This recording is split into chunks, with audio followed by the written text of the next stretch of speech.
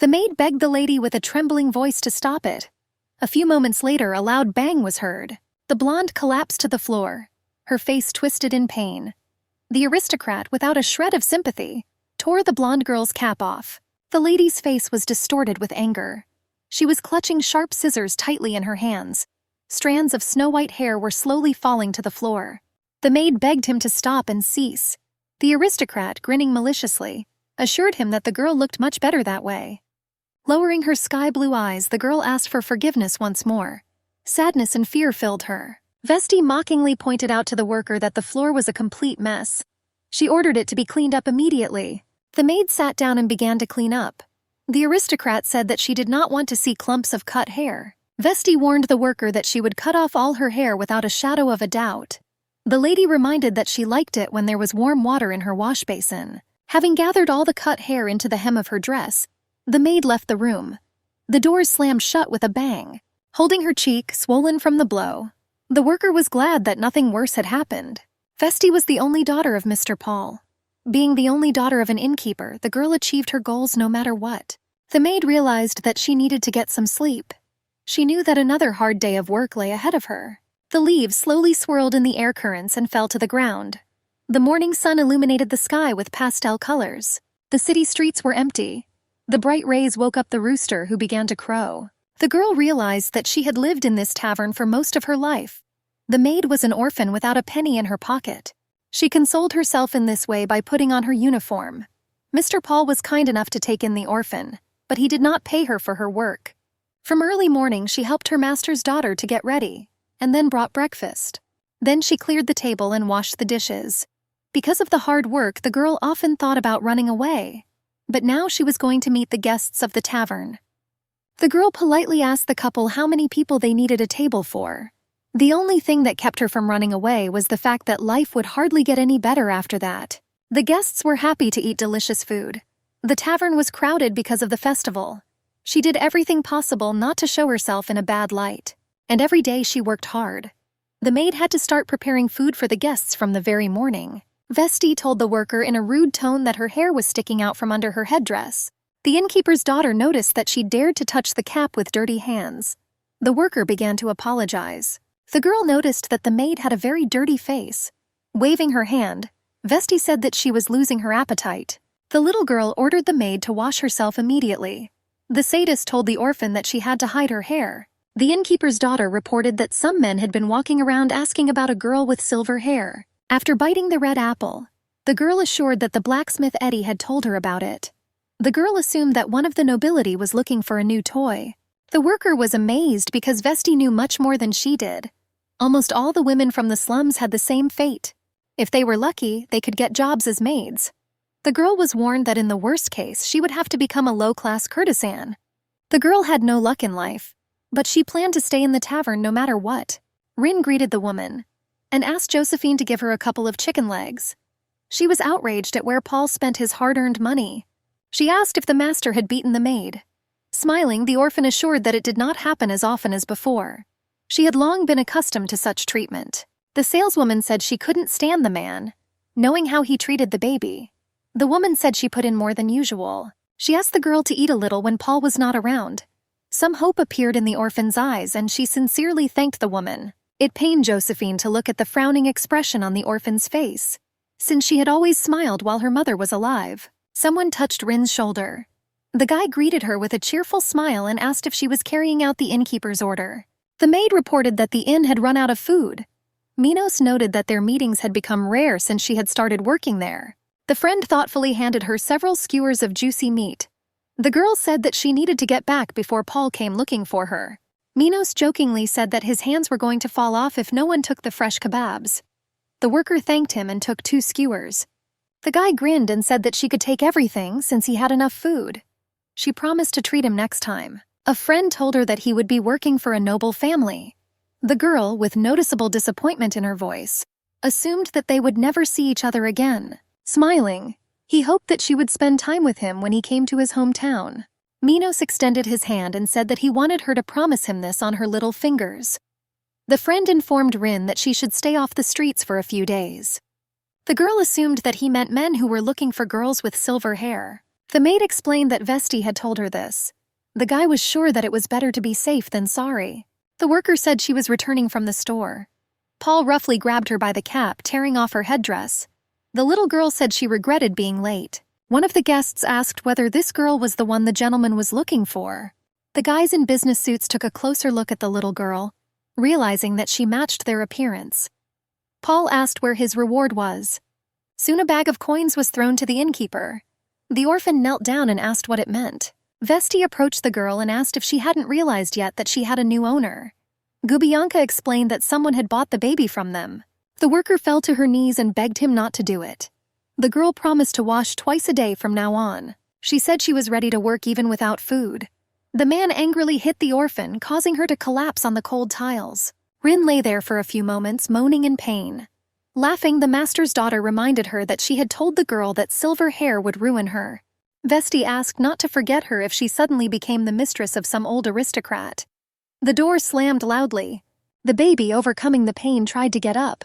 Rin asked what would happen to her. The buyers approached her quite quickly. They suggested that she get into the carriage first. The maid carefully washed her new colleague. The woman was horrified to see the state of the baby's skinny body. She assured that it would be quite difficult to serve Milady Elizabeth in such a state. After changing Rin's clothes, the woman looked with admiration at the work done and assured that the new arrival thus began to look much better. She invited the girl to the table, saying that she would need strength. The blonde advised her not to rush, warning that she could choke. The girl asked the customers what she would have to do. The guy said that the new maid would do things that a lady shouldn't do. She said that her colleague could come in whenever she wanted to eat. Rin was very worried because she did not fully understand what she was supposed to do. After a delicious meal, the orphan realized that life in the duchy would not be so bad. More than a week had passed since the new worker had arrived at the estate. Rin had yet to meet her new mistress. To our heroine's surprise, life in the estate turned out to be much calmer than in the tavern. The man said that he had found the person the lady had spoken of. Rin greeted Lady Elizabeth with a voice trembling with excitement and introduced herself. The lady sternly ordered the little girl to take off her cap. The Duchess was amazed that the little girl really had silver hair. Elizabeth said that the maid should always be near her. The mistress ran up, touched the hands of the new maid, and looked into her deep eyes. The girl said that they would meet in her class. Rin's heart was almost jumping out of her chest. The Duchess praised Martin for his impeccable work. They were soon walking down the corridor. The lady reported that he was right, and the girl had the same silver hair as Her Highness Regina. Dreamily folding her hands, Elizabeth realized that everything had stopped much more interestingly. The teacher asked if the girl had finished the history homework she had assigned. The woman winced and noticed that the student had made the same mistakes as last time. She said that she had no choice but to punish the negligent student. Rin obediently extended her hand and endured several blows with the pointer. The girl was disappointed because the teacher said she would check her homework next week. The maid realized that her job was to receive punishment in place of her mistress. The governess was not allowed to punish a noble lady, which is why someone was needed to take the punishment in her place. Elizabeth loved it when her new maid was beaten. The orphan realized that this was not quite the job she had expected. The girl supported herself by saying that it was much better than working in a tavern. The worker hoped that it would make Lady Elizabeth happy. The slightly confused boy asked Rin who she was. The maid shuddered and came out of her thoughts. She didn't know who was standing in front of her because of the bright sun. The brunette noticed that there was blood on her face and carefully wiped it with his handkerchief. He shared that it was his secret place. The guy was amazed that someone was dozing there. The maid realized that a divinely handsome stranger stood before her. This was how she first met Lord Martin, the heir to the Duchy of Ariuput. Rin felt a strange sensation, as if a flock of butterflies were fluttering in her stomach. Soon the girl was called by her mistress. She ran but felt as if her heart was being torn out of her chest. For a few moments the girl froze, putting her hand to her heart which was jumping out of her chest. The lady asked if she knew how long she had been calling her. Bowing, the orphan asked for forgiveness. Elizabeth slapped the maid in anger. The aristocrat asked why the girl was daydreaming. Rin noticed that the lady had strong mood swings. Elizabeth had even more of a sadistic streak than Westy. The maid realized that on days when her mistress was not in the mood, all she could do was beg for mercy. The little girl asked for forgiveness, assuring that she would not do it again. Marvin informed the lady that she should study the base of the flag of the Empire of the Throne. The student snorted that she didn't need to know about some stupid flag. She asked the maid to go to the library and get some books. Rin asked the lady what books she should bring. The girl got very angry from such stupid questions. The Duchess suggested that she should knock some sense into the servants' stupid heads. Elizabeth was kind enough to the girl to teach her to read and write. The maid realized that her mistress was doing this only so that she would do her homework. The orphan realized that the assignment was much better than receiving punishment from the governess Luther. The girl was delighted that she had the opportunity to visit the library. She walked with pleasure between the majestic shelves with various literature. The air was filled with the smell of old books. Almost all the books published in the empire were collected in this place. Rin, clutching the book in her hands, realized that someday she would have a day off to read all day. The girl decided to play it safe and take another book. Because of her short stature, it was quite difficult for her to reach it. The orphan lost her balance and almost fell down. But a stranger from the garden caught her. The guy said he didn't want to scare her. Very embarrassed, she assured the young gentleman that everything was fine. She felt like her heart was about to burst out of her chest. The handsome man glanced at the books she was collecting for a few moments. The guy guessed that she was looking for the base of the flag of the Empire of the Throne. The maid reported that Lady Elizabeth ordered to bring her some books. The brunette was amazed that the mistress ordered the girl to bring several books, since it was part of the homework. The boy snorted that Elizabeth was a terrible student. The maid asked him to pretend he hadn't seen her in the library. Taking a quick look at the covers, the handsome man said that these 3 books would not be enough. The guy explained that the governess was quite difficult to please. He began to approach the maid, causing her to suddenly lower her gaze. Hanging over her, the handsome man asked if his help was needed. He assured her that he had studied the topic before. The guy deftly tore off her headdress. The handsome man assured her that she had very beautiful and luxurious hair. He asked if anyone had told the girl this before. The aristocrat compared her silver hair to the Milky Way.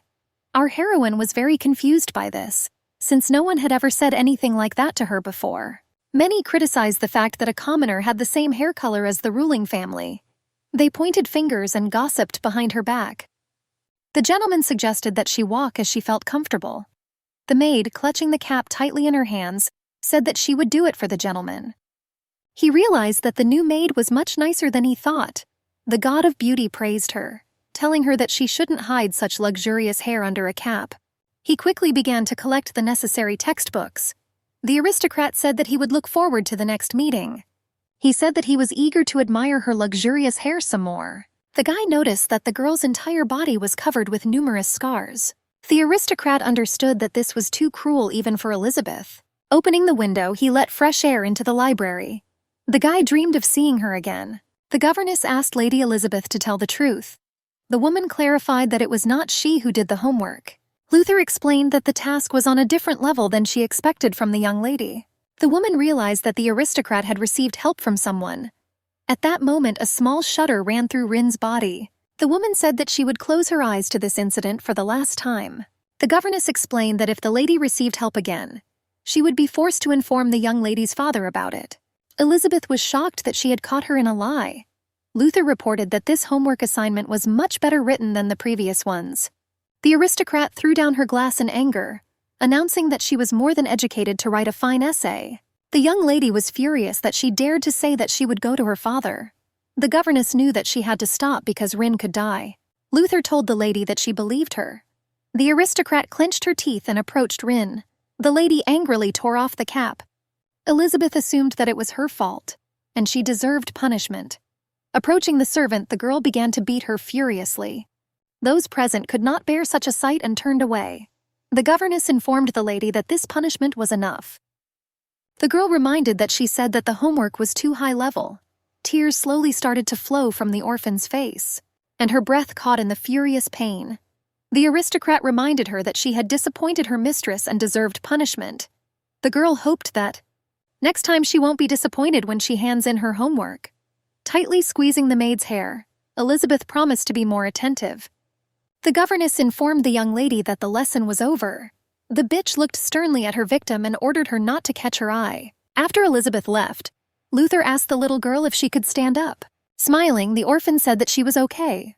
The girl thanked her for looking after her. Luther wondered why Milady hated Rin so much. With each lesson, the conflict between Luther and the young lady became worse, as did the punishments. The orphan did not know how hard the mistress would beat her next time. The girl stopped, scared and sad. Only the lake behind the manor gave Rin any comfort. The lame maid realized that she needed to get to her favorite place as soon as possible. Only the lake gave her at least a little peace and comfort in sad moments. The orphan remembered that the previous duchess loved this place.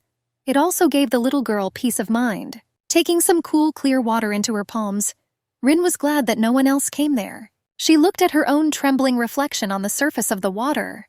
The maid was eager to gain Elizabeth's favor. Often the beatings were accompanied by insults and incredible cruelty. The girl assumed that she reminded Milady of someone she greatly despised. Rin understood that such thoughts would not change anything. The little girl felt that she would spend the rest of her days like this. When the orphan first came to the duchy, she had hope for a better life in her soul. Rin despised this place with all her soul. Someone called out to her.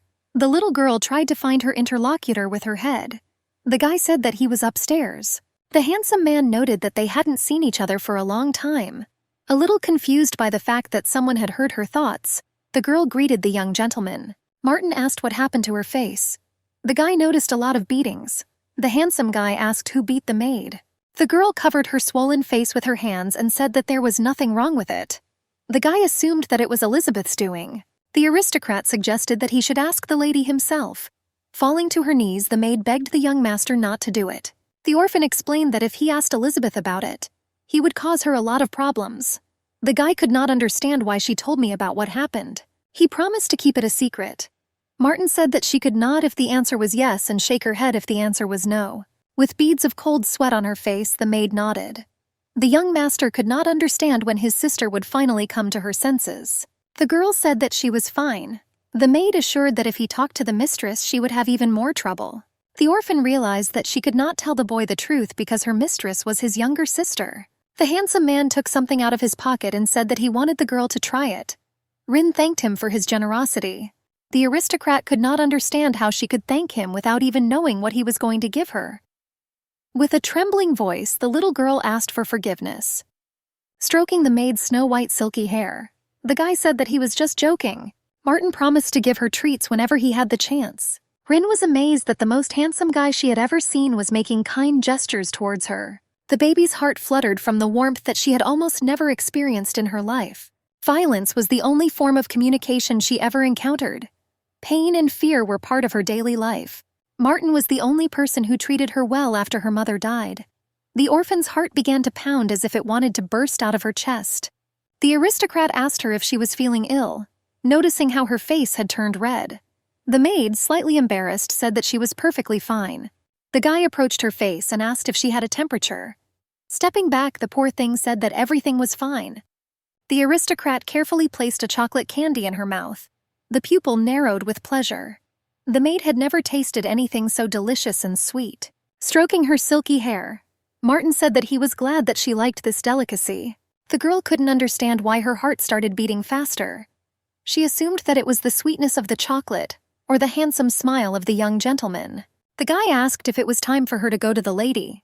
The aristocrat said that they had been in this place for quite a long time.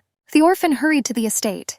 He said that he would look forward to seeing her a little later. Rin began to worry about how much she could be beaten again during her long absence. The girl smiled and realized that there was nothing wrong with it since she was able to spend time with Martin. The guy felt a little offended that he wouldn't be able to see her for a long time. Rin consoled herself with the fact that Lady Elizabeth was still in bed. The maid slightly parted the curtains to wake her lady with a beam of bright light. The maid realized that she was close to making the aristocrat wake up in a good mood. The girl understood that she would throw everything she could get her hands on at her. Elizabeth asked in a hoarse voice to bring a glass of water. The lady asked where she had been. The young lady was sure that Rin would immediately follow her. The aristocrat asked if she knew how uncomfortable she was. Elizabeth was very annoyed that she had to fall asleep alone. The girl understood that this was a complete lie, since the Duchess had many other maids serving her. The orphan saw Mirelle follow her ladyship before she went into the garden. The girl asked where she was going. Rin assured that she was in the kitchen. The orphan said that she asked to prepare snacks for the lady. Pomraknev the aristocrat asked if she was a pig. She showed displeasure by wrinkling her face. The maid reported that she knew how Elizabeth loved to enjoy Camille after her afternoon nap. The young lady sighed heavily and asked to bring her dessert. The cook greeted her colleague and assumed that she had come for snacks for the lady. The little girl asked if the woman could give her the cannelli she had asked for earlier. The cook said that she had been expecting her to arrive around that time. The worker handed over one of the desserts and said that the dessert was the wrong shape, which is why she could not serve it. The orphan thanked her colleague for looking after her. The woman said she knew that her ladyship had beaten the little girl again. The cook expected the young lady to learn to control her emotions. Rin reported that this day was not so bad. The colleague advised the girl to hurry so that Elizabeth would not get angry again. The woman was incredibly offended that the lady treated the hard-working girl so badly. Miruel said it would be better if they went together. The little girl said the lady ordered her to go alone. A colleague had warned her that there were wild animals there. Rin knew there was a reason for sending her into the forest at such a late hour. Elizabeth was to receive a guest who was madly in love with wild strawberries. The girl walked slowly along the forest path illuminated by the moonlight. The orphan realized that such work should be done in pairs. She reassured herself that everything would be fine if she hurried. Rin had hopes of running into the young master again. It was painful for the girl to realize that Martin would soon be going to the academy. She realized that she would no longer be able to see Martin often. The orphan heard a sharudin in the bushes, which made her shudder and fall to the ground. Seeing the eyes glowing in the dark, she mentally begged for mercy. A luxurious carriage was driving along one of the forest paths. One of the horses jerked sharply upon hearing a loud sound. The young gentleman asked what had happened. The coachman reported that the horses had been frightened by a cry coming from the depths of the forest. The man reported that the sound stopped quickly and sounded like someone screaming. The aristocrat realized that they were not far from the duchy. He was sure that there were no dangerous animals nearby. The girl screamed when she heard a menacing roar. The cold moonlight snatched the silhouette of a deer from the darkness. Rin felt some relief when she realized it was just a deer. The maid was horrified when she realized she had spilled a basket of wild berries. The orphan understood that too much time had passed and it was time for her to return. The cook was incredibly happy that her colleague brought a whole basket of fragrant wild strawberries. The woman reported that Rin had done a great job and advised her to rest a little. The little girl said that she had to go to the mistress before going to bed. Colleagues asked Rin why she stood there carelessly when their dear guest arrived. The girls explained that Mistress Elizabeth had told everyone to come. Lord Hargreaves had arrived. When the guy stood at the front door, all the female workers greeted him with a bow. Philip greeted his friend coldly. The young lady rushed to the guest with open arms, saying that she had missed him very much. The lord thanked Elizabeth for her warm greeting. Having made a curtsy, the girl suggested following her into the living room. The maid assumed that Elizabeth liked the young master very much. Muriel reported that the lord was the opposite of Master Martin. The friend assumed that Philip had come a long way. The guy said that there was no need to worry, saying that he arrived in high spirits, wanting to reunite with his old friend. Elizabeth was outraged because the object of her affections did not miss her at all. The lord assured her that this was not so. A radiant smile immediately appeared on the young lady's face. The guy noticed that the aristocrat had a new servant with silver hair. Philip reported that he had seen this person before. The lady of the estate was furious that he was interested in some servant. The admirer reminded him that they hadn't seen each other for a long time. Having ruffled her raven-colored hair, the gentleman assured him that she always comes first for him. Elizabeth reported that he almost brought her to tears. The girl told her lover that the forest surrounding the estate was very beautiful, and suggested having a picnic there. Interrupting her, her brother said that the guest had just arrived. The lord told his friend that he was fine and would be happy to go on a picnic. Milady asked the maids to prepare a picnic basket. The girl planned to go to the forest on horseback. Martin asked his sister how far she wanted to go. The aristocrat assured him that the farthest corners of the forest were the most beautiful. The girl said that she ordered the servants to inspect the territory. Elizabeth said that the maid should show them the way. Muriel suggested that she should follow the little one. The orphan reported that everything was fine and Milady refused to take her on the picnic. The colleague did not understand why the mistress took only her personal maid. The girl realized that the basket was too heavy for one person. Rin assumed that the mistress was not comfortable taking two servants with her. She thanked her for her work and promised to take some of the laundry. The little girl said that she should thank her friend for her help. The Duchess walked along the forest paths in high spirits. A light breeze blew her thick hair. She was glad that there was no rain on this beautiful day. Philip asked his friend if she was ready to start eating. The aristocrats exchanged compliments. The lord noticed the maid's heavy burden and offered his help. The little girl assured him that everything was fine. Rin almost fell after tripping over a small stone, but the Lord didn't let that happen. Philip asked if everything was okay with the girl. The orphan ate so much that she did not anger the lady. The sound of hooves was barely audible as the horses stepped on the soft grass. After a short time, the company reached a small lake on the edge of the forest. Sunbeams played on the surface of the water and moss-covered stones. Smiling, the young lord said that he could never have imagined that the forest could be so beautiful. The lady suggested stopping at this wonderful place. Rin was confused because it was the first time in her life she had ridden a horse. The boy approached her and said that getting off the horse was not so easy. The young gentleman extended his helping hand to the orphan. Philip assumed that she had never had any experience riding a horse. The maid swallowed nervously and felt her mistress's disdainful gaze. Rin already imagined that the mistress would become her after returning. Her gaze did not promise to let the maid get away with such a thing. The lord was amazed at how much food was on their tablecloth. He invited the servants to join them in their meal. The orphan assured them that everything was fine, and she was fine there. The gentleman said that he felt uncomfortable because the girl was standing away from them. He asked her to come over and pour him a cup of fresh tea. Martin assured that it was not necessary to bow like that. The Duke reported that they were all alone in the middle of the forest. Smiling, the lady said that the guys were right and invited the maid to sit down next to her. The baby began to enjoy the chirping of birds. She was completely alone. Goldfish swam slowly in the calm pond. Rin pretended that this was just a fleeting moment. She decided to enjoy the moment while she could. Lord asked her friend if he was going to the academy. Philip asked if he was prepared. The guy asked the Duke if he was going to join the Brotherhood. He sighed heavily and explained that the Brotherhood was not a place where one could join of one's own free will. Elizabeth said that she would be lonely when they went to the academy. The boys said that they would come during the holidays. The lady said that Philip should come to visit her more often. Rin got up from her seat and asked the lady for permission to take a little walk around the area. Having received permission, the maid said that she would return soon. The girl understood that the Imperial Academy of the Throne was also a military school. The maid knew that this establishment did not accept girls.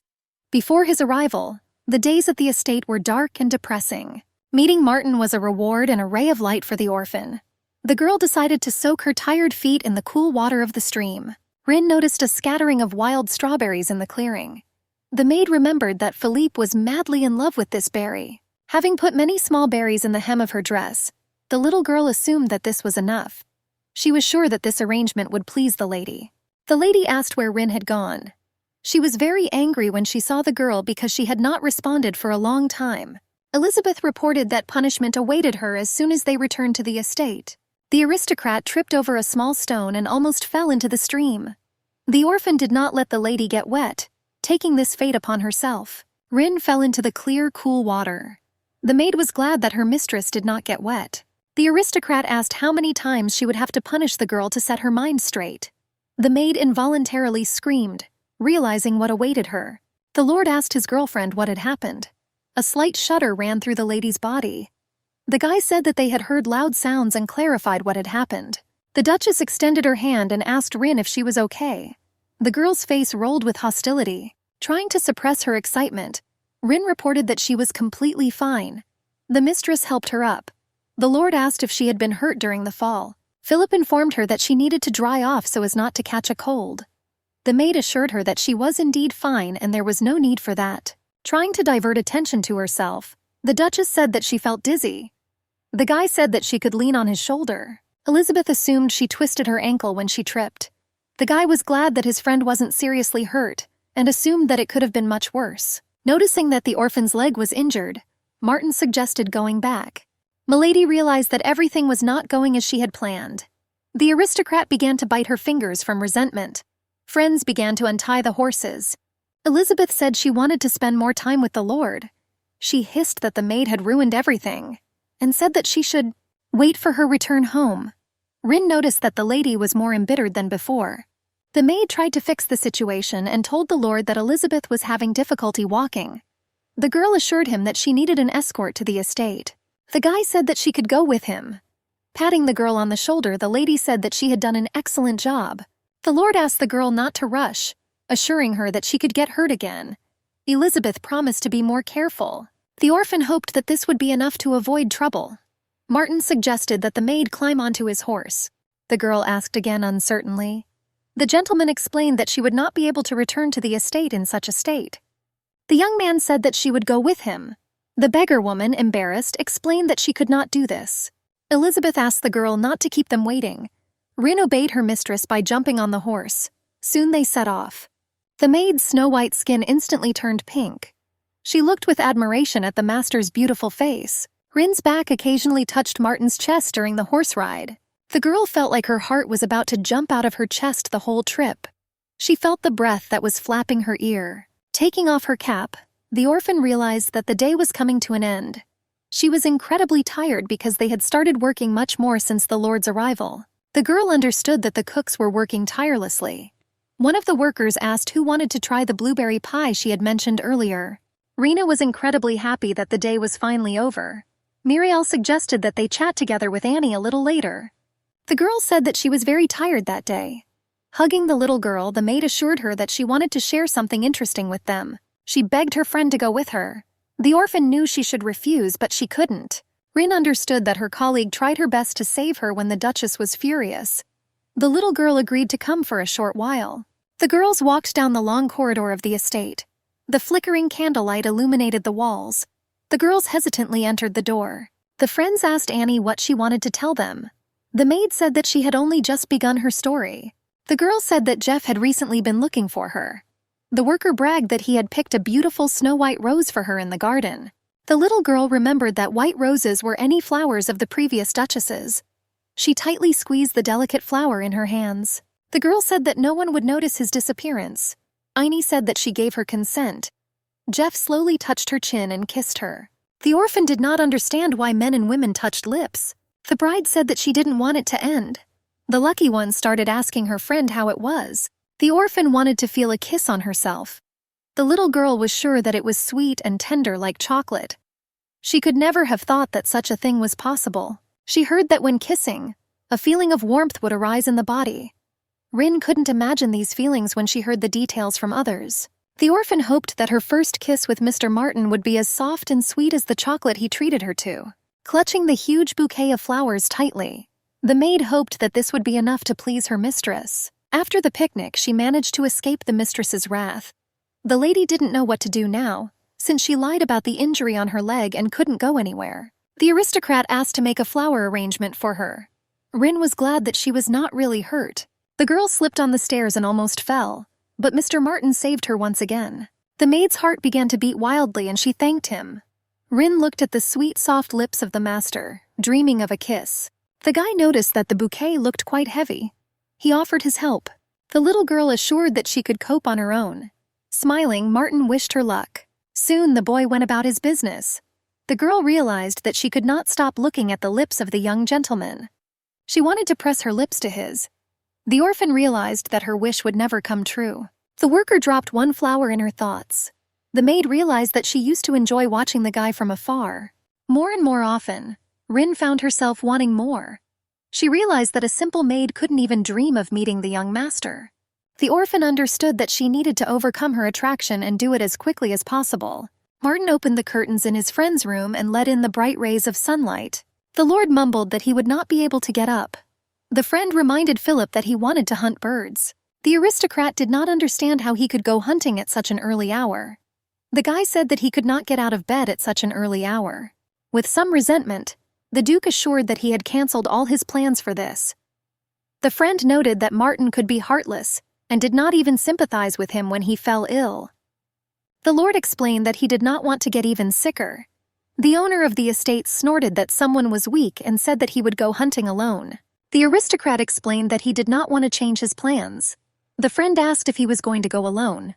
Martin assured that he would take a guide with him. The friend was intrigued by who exactly. The brother said that he was going to enter her room now. The guy asked how Elizabeth felt after the injury. Milady reported that she felt much better. The girl asked what brought her brother to her, reminding him that he was going to hunt. Martin admitted that he wanted to ask her for a favor. The aristocrat noticed that his sister's maid knew her way around the forest quite well. The guy asked to take Elizabeth with him as a servant. A little confused, the lady asked who he meant. Martin explained that he wanted to take the girl with silver hair with him. The sister said that she should be back any minute. The guy assured that he would wait for his conductor at this place. The maid asked if the gentleman wanted a cup of freshly brewed tea. Elizabeth found her brother's behavior up to this point suspicious, as he had shown no interest in the maids. The girl could not understand why he wanted to borrow her personal maid for that day. The chestnut horse's hooves softly stepped on the soft forest floor. Rin sat uncertainly behind the master, clinging tightly to his back. The guy asked her to relax, assuming that she was still afraid of horses. The maid promised to do everything for the young master. She was incredibly nervous. The orphan was so close to the object of her affections by order of her mistress. Rin was amazed that the gentleman knew where to go, but still asked her to accompany him. The worker asked him why he was always kind to her. The poor guy knew that if he continued asking questions in the same spirit, things could get even worse. She continued to desire the young master. The girl understood that she was in no position to ask about such things. The boy realized that Louis had followed them into the forest. The young gentleman remembered that he had told Marvin to look after the dog. Martin grinned and assumed that the dog wanted to join them because he had missed the picnic. The Duke asked Rin to look after the dog while he was hunting. The aristocrat reminded him that he knew that Elizabeth did not give the girl a minute of rest. The orphan felt incredibly hurt that she couldn't tell the guy about her feelings. The girl only thanked the gentleman. The dove with its luxurious snow-white feathers stood out beautifully against the blue sky. The aristocrat crouched down, took aim with his crossbow and fired. The bird began to quickly lose altitude, falling down. The lady, sitting by the window, looked at the beautiful landscapes of the garden. She could not understand what was going on in her brother's head.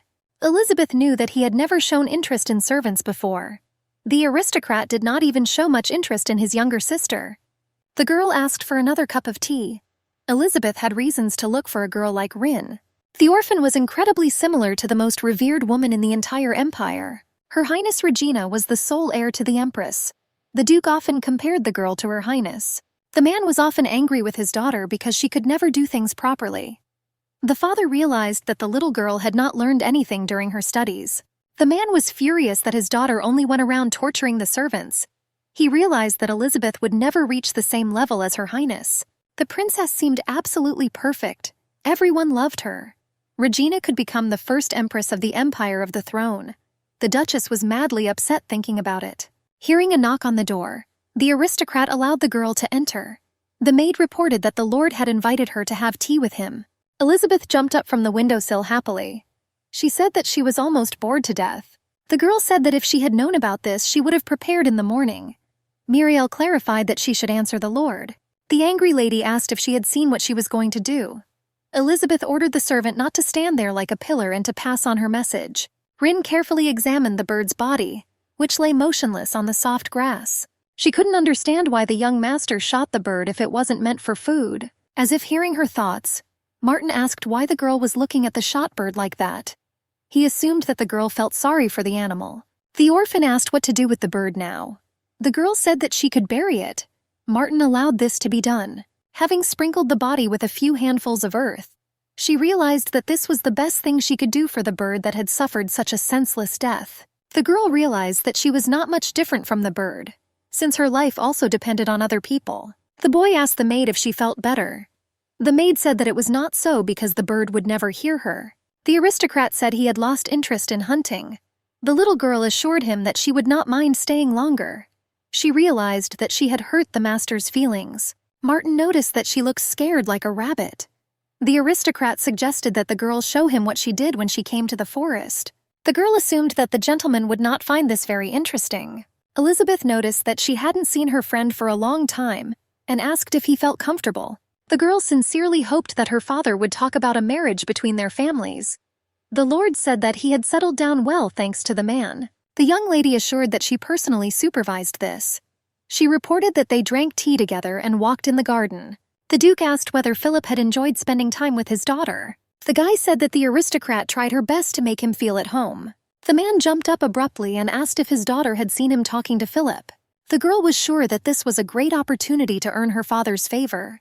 She could not realize that her father had disgraced her in front of her lover. Martin noticed that his father was in excellent control. Since time immemorial, noble families have used marriages of convenience for their own benefit. Betrayal was also not uncommon between such couples. But House Araput and House Hargreaves were exceptions to this rule. The Duke and the Earl's family remained allies for years, sharing similar political views. They tried their best to support each other, The whole empire knew about the relationship between the two great noble families. The lord politely informed that this estate was his second home. The man assured that he had met Alex at the palace the other day. The duke said that his father had asked about Philip. The young man asked what he had told his father. His lordship informed Alex that his son had arrived safely at the estate. The man asked who had the better luck on the hunt yesterday. Martin explained to his father that his friend had not been feeling well, which is why he had gone hunting alone. The owner of the estate asked if the guest was feeling better. The lord reported that the rest had been beneficial. The man asked his son if he had gone hunting alone. The duke asked how everything had gone. The guy said it wasn't that bad. Martin explained that he was able to move around the forest more freely. His sister caught him in a lie because he took Rin with him. The girl knew that he understood perfectly well that if she entered into the conversation, her father would get angry. Elizabeth realized that her father's attitude toward her and her brother was strikingly different. The young lady assumed that this attitude was due to the fact that her mother had died after giving birth to her. She knew that her father blamed her for the Duchess's death.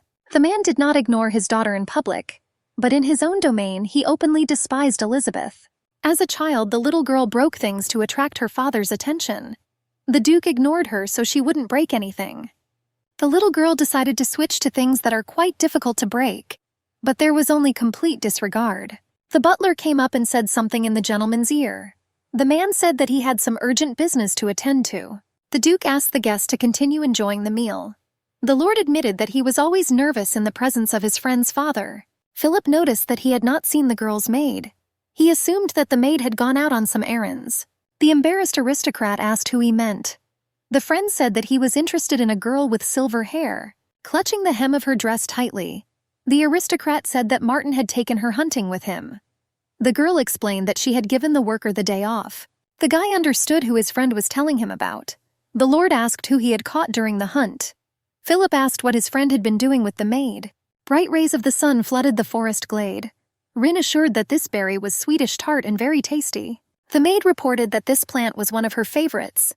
The master assumed that she knew a lot about plants. The girl said that her mother taught her a lot when she was alive. The little girl assumed that she bored Martin with her personal stories. The youth assured that he would like to listen more. Smiling, the duke said that he had found more interesting activities. But he did not respond to his friend's interest in this. Elizabeth could not understand why her brother was smiling like that. The jewelry box fell to the floor and the jewelry scattered across the floor. The maids gathered around, not understanding why Rin was standing in the middle of the room.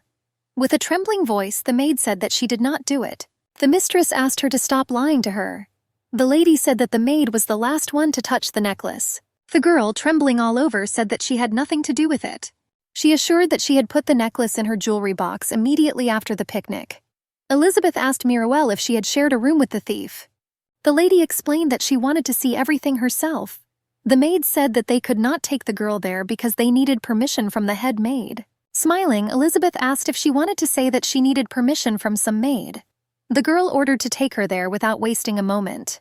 When the workers saw Elizabeth, they realized that someone had made a grave mistake. No one knew what reason had brought the mistress to the servants' quarters. Miruel gently touched the lady's shoulders, begging her to calm down. The girl hit the maid with fury and squeezed her throat tightly. Elizabeth clarified where the room was that Rin lived in. Being furious, she continued to squeeze the servant's throat with her hands. The maids began to quickly run to the scream of the mistress. They discussed what had happened. The cook winced when she realized that her mistress was blaming Rin again. The woman understood that stealing from her masters was a serious crime for a servant. She knew the little girl was hardworking and honest. The cook was sure she would never do something like that. None of the workers had anything bad to say about the girl. The orphan carried out the difficult task without any complaints. The girl assumed that it was some kind of misunderstanding. The cook reminded them that their opinion did not matter. The cook knew that servants had no right to object to their masters. The sobbing orphan asked to check her things, assuring that she had not stolen anything. The lady tore off her headdress and brought Rin to her knees. The cook ran up and suggested that the lady let the baby go until the circumstances were clarified. The young lady thought that she had ordered her. The sadist assumed that the occupation of a high position had turned her head. The woman understood that she had worked for the Duke for decades, and had been at the estate long before his children were born. The head maid knew that if her ladyship had been alive and had showered the little girl with love and warmth, she would not have become like this. The woman was sure that if Elizabeth's mother had survived, she would not have tormented the servants. The girl said that if she had done her job properly, this would not have happened. The boss asked the young lady if she was sure that the necklace had been stolen. The aristocrat was furious that she had caught her in a lie. The cook reported that this was a rather serious crime. The head maid reported that she had no choice but to inform his lordship of the incident. The woman was sure that the duke would punish the culprit. The young aristocrat realized that if her father kicked Rin out, he would despise her even more. Elizabeth assured that this was not necessary. The girl ordered the worker to be locked in the eastern room until she confessed. Milady lost her temper when she heard some indignation. Elizabeth said that she couldn't allow her father to throw Rin out into the street. The head maid roughly took the little girl by the hand and dragged her towards the door. The employee shuddered at the sight. The headmistress assured her that she did not need an escort. Tears slowly flowed from the orphan's eyes. She sincerely did not understand what was happening. The woman apologized to the little girl, saying that was all she could do. The girl fell to her knees and claimed that she had done nothing. The elder woman said that she knew this but could do nothing. The woman was sure that the lady would soon come to her senses. The boss promised to come for Rin as soon as the mistress calmed down. The woman understood how disappointed the little girl was. She assured him that the worst was over. The door slammed shut, leaving Rin alone in the dark room with her thoughts. The little girl was glad that the other maids considered her innocent. Mireille brought the girl something to help pass the time. The orphan was glad that she would be able to spend a few days away from her cruel mistress. A few days later, the head maid came and told the girl to go out. The maid was ready for a new punishment. The stolen necklace was found in the mistress's room. Elizabeth greeted the accused casually. When the maid was braiding the girl's hair, she admitted that the jewelry was stuck in a crack in the box. The lady was sure that if she had put it down properly, this would not have happened. Rin stammered that she had not taken the necklace. The aristocrat snapped back, saying that it had been found. The young lady thought that she should be grateful that she had not told her father. Rin knew that her pride was worthless because she had nowhere to go. She dreamed of finding someone who could love and protect her. Mireille was delighted by how cute her friend looked. The orphan felt embarrassed that she tried so hard on her hair. The employee reported that she had to stand up for her colleague during the incident. The girl assured that there was nothing terrible about it, and was grateful that she believed until the end. Mireille asked not to forget about what she asked to buy. The orphan was delighted with her first opportunity to go out. The girl was glad that the duchy paid good salaries and everyone had days off. She bought a novel and sewing supplies. Rin wanted to buy something for the young master. The girl understood that she would never be able to tell him about her feelings. The maid wanted to give her lover a small parting gift. The worker dreamed that Martin would remember her for the next 6 years. She realized that she had bought an extra book. Someone grabbed her by the shoulder from behind and called her by name. The girl shuddered and looked around in fear from the sharp touch. Seeing her puzzled look, the guy reminded her that he was her childhood friend. Rin couldn't believe that he was really standing in front of her. The maid couldn't understand how her friend had managed to grow so much. Minos admitted that he had done a lot of physical labor. The friend explained that he was very worried when he heard that she had left the hotel. The guy said that he had only heard rumors because Vesti did not want to talk about it. The little girl remembered that he said that he would be a butler's apprentice. The orphan did not know that this job required physical labor. The young man said that he was tired of working for the nobles and he left. Minos asked if his girlfriend was free. He suggested having a bite to eat in a restaurant. The employee admitted that the offer sounded tempting. The maids gathered near the window watching as Rin talked with some guy. The workers couldn't believe their eyes. The stranger was quite handsome and tall. The brunette assumed that the young man was the little girl's boyfriend. Mireille said that her neighbor knew nothing about the relationships between men and women. The girls assumed that one day the little girl would announce that she was getting married. The workers understood that if Rin had a partner, she would have quit. The girlfriends suggested that Mireille ask her neighbor everything. Martin quietly watched the worker through the window. The guy realized that the new messenger had already arrived. The Duke realized that he was acquainted with Elizabeth's personal maid. Martin began to squeeze his hands tightly, realizing that he had never seen the girl smile like that. The boy ordered the butler to cancel all meetings related to the academy for that day. The young man said that he wanted to go hunting. The worker reminded the gentleman that he was leaving for the academy in a couple of days. Martin assured him that he would take care of it later. Sitting by the lake, he threw pebbles and they slid easily across the water. For some time the boy did not see Rin. He could only hear gossip about her.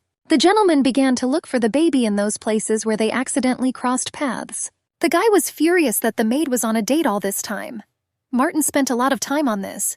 He stamped, crushing the delicate petals of the daisy. Stroking the horse on the bridge of the nose, the guy said that he didn't want to lose his temper with the flower. The aristocrat realized that he had never worried about anyone before. Rin looked around and realized that she had lost track of time. The girl jumped back in fear when she heard a rustle in the bushes. A gentleman came out of the thick branches. The little girl, confused, asked what he was doing in the garden. Martin handed her a handful of her favorite berries. Rin asked why he handed them to her. The young master could not understand why the girl did not smile at him as she did at the messenger. The duke felt stupid. He turned around and decided to leave. The maid stopped him and handed him an embroidered handkerchief. The girl said that marigolds were embroidered on the fabric. She said that she knew about his imminent departure to the academy.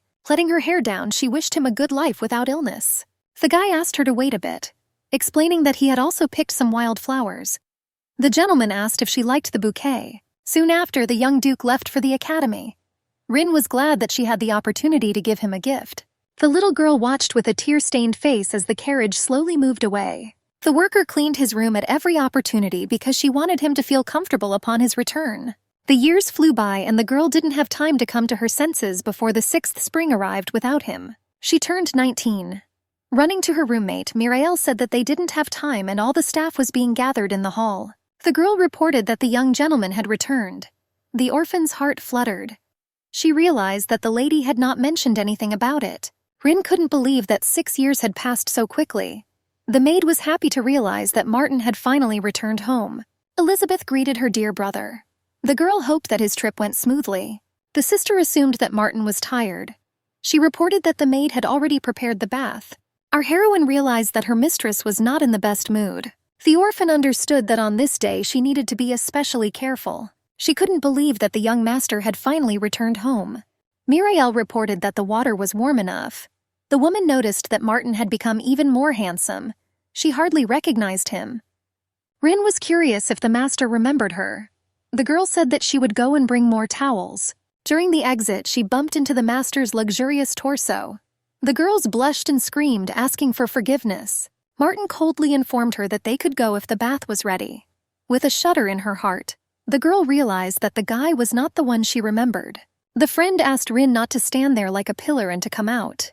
The maid felt that she had been waiting for Martin in vain all this time. The people quickly gathered to discuss when the last ball in the Duchy of Ariput was. They were glad that young Master Martin had finally returned from the academy. The guy was one of the best in his class. The guy was the perfect age to get engaged. There was a great bustle in the kitchen. His lordship had decided to celebrate his son's return with a grand party. On the first day, the men planned to have fun at the shooting range. For the ladies, a tea party was organized. From the second day on, everyone will gather together. Mirael shared with her friend that she was very tired of the organization of this party. Rin realized that everyone was focused on only one person. The girl realized that all the aristocrats were hanging around the young gentleman, competing for his attention. Rin realized that the young master stood out from the crowd. Elizabeth was extremely annoyed that everyone was focused only on her brother. The lady asked Rin to bring her a fan from the room because it was getting hot. After the positive answer, an unkind smile appeared on the aristocrat's face. She intentionally dropped her clutch, causing Rin to trip. The maid accidentally stained Milady's dress with red wine. She began to scream furiously, realizing that she had stained her expensive dress. Those present began to discuss that a simple servant had spilled a drink on Lady Betty Ford. The girl sighed heavily and said that this was expected. Elizabeth reminded her personal maid that she had asked her to be more careful. Martin asked Milady if she had been hurt. The girl was delighted that he remembered her name.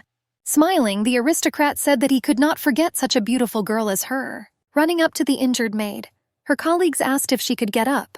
Bowing his head, the guy said that he could take care of it since their servant had made a mistake. Martin remembered that his sister had recently bought a red dress. He said that Elizabeth would be glad if she looked at it. I will inform you that this dress was the only one in the entire empire. Betty was amazed because even Princess Regina could not get this dress.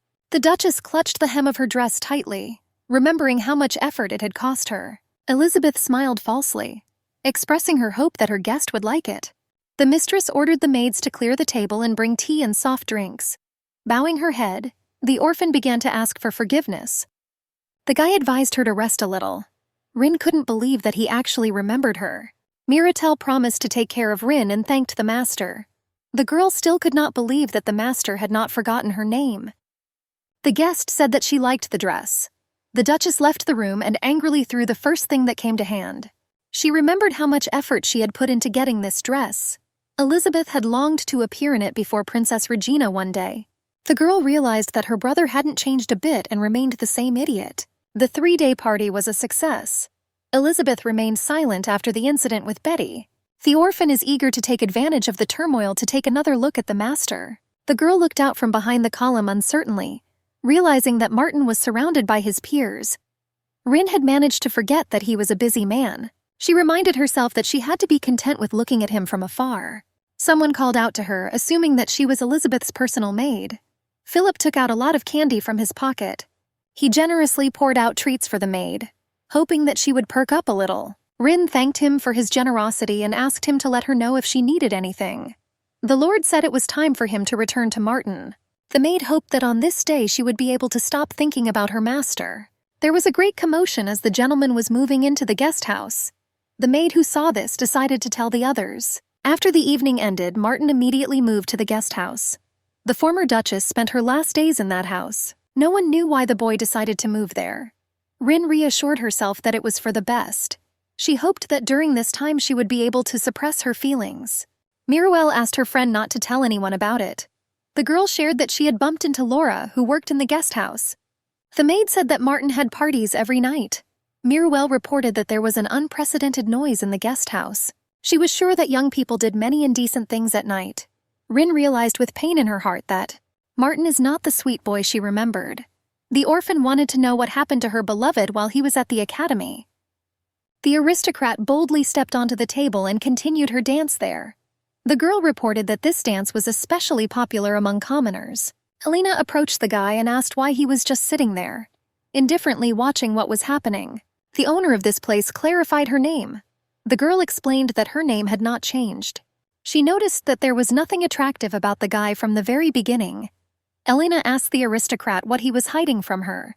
The aristocrat was not satisfied with his answer. She said that she knew what had happened while he was at the academy. The Lord said that without Elena he was not happy at all. The girl carefully poured wine into the Duke's glass. He knew it was the best thing he could do at the moment.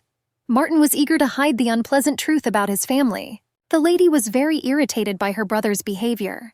Elizabeth understood that while he lived in the guest house, she practically did not meet with Philip. The girl realized that this was the perfect moment to gain her father's favor. She ordered Rin to go and check on Martin. The aristocrat was eager to report this to her father. The orphan asked when she should begin this task. The lady said irritably that she must carry out orders immediately. Elizabeth sighed heavily and reported that there was not a single maid who did not get on her nerves. The lady said that she could go there after finishing her business at the estate. Rin walked hesitantly along the paths illuminated by the moonlight. The girl realized that she had never been to the guest house. She did not know whether she should greet the young gentleman. Rin was wondering who the lady was next to Martin. Someone snuck up on her and grabbed her by the neck. The guy ordered me to resist and take off my cap. Martin strictly ordered the guest not to touch the girl. The maid could not understand why he came to her aid. The master asked what she did it near his house at such a late hour. Rin explained that the lady wanted to know if everything was okay with him. Martin strictly ordered to follow him. The girl realized that she had never seen the red-haired stranger. The maid could not understand why she reminded Her Highness Regina so much. Entering the empty room, Martin asked what his sister wanted by sending the girl to him. The orphan repeated the same story again. She asked the master for forgiveness.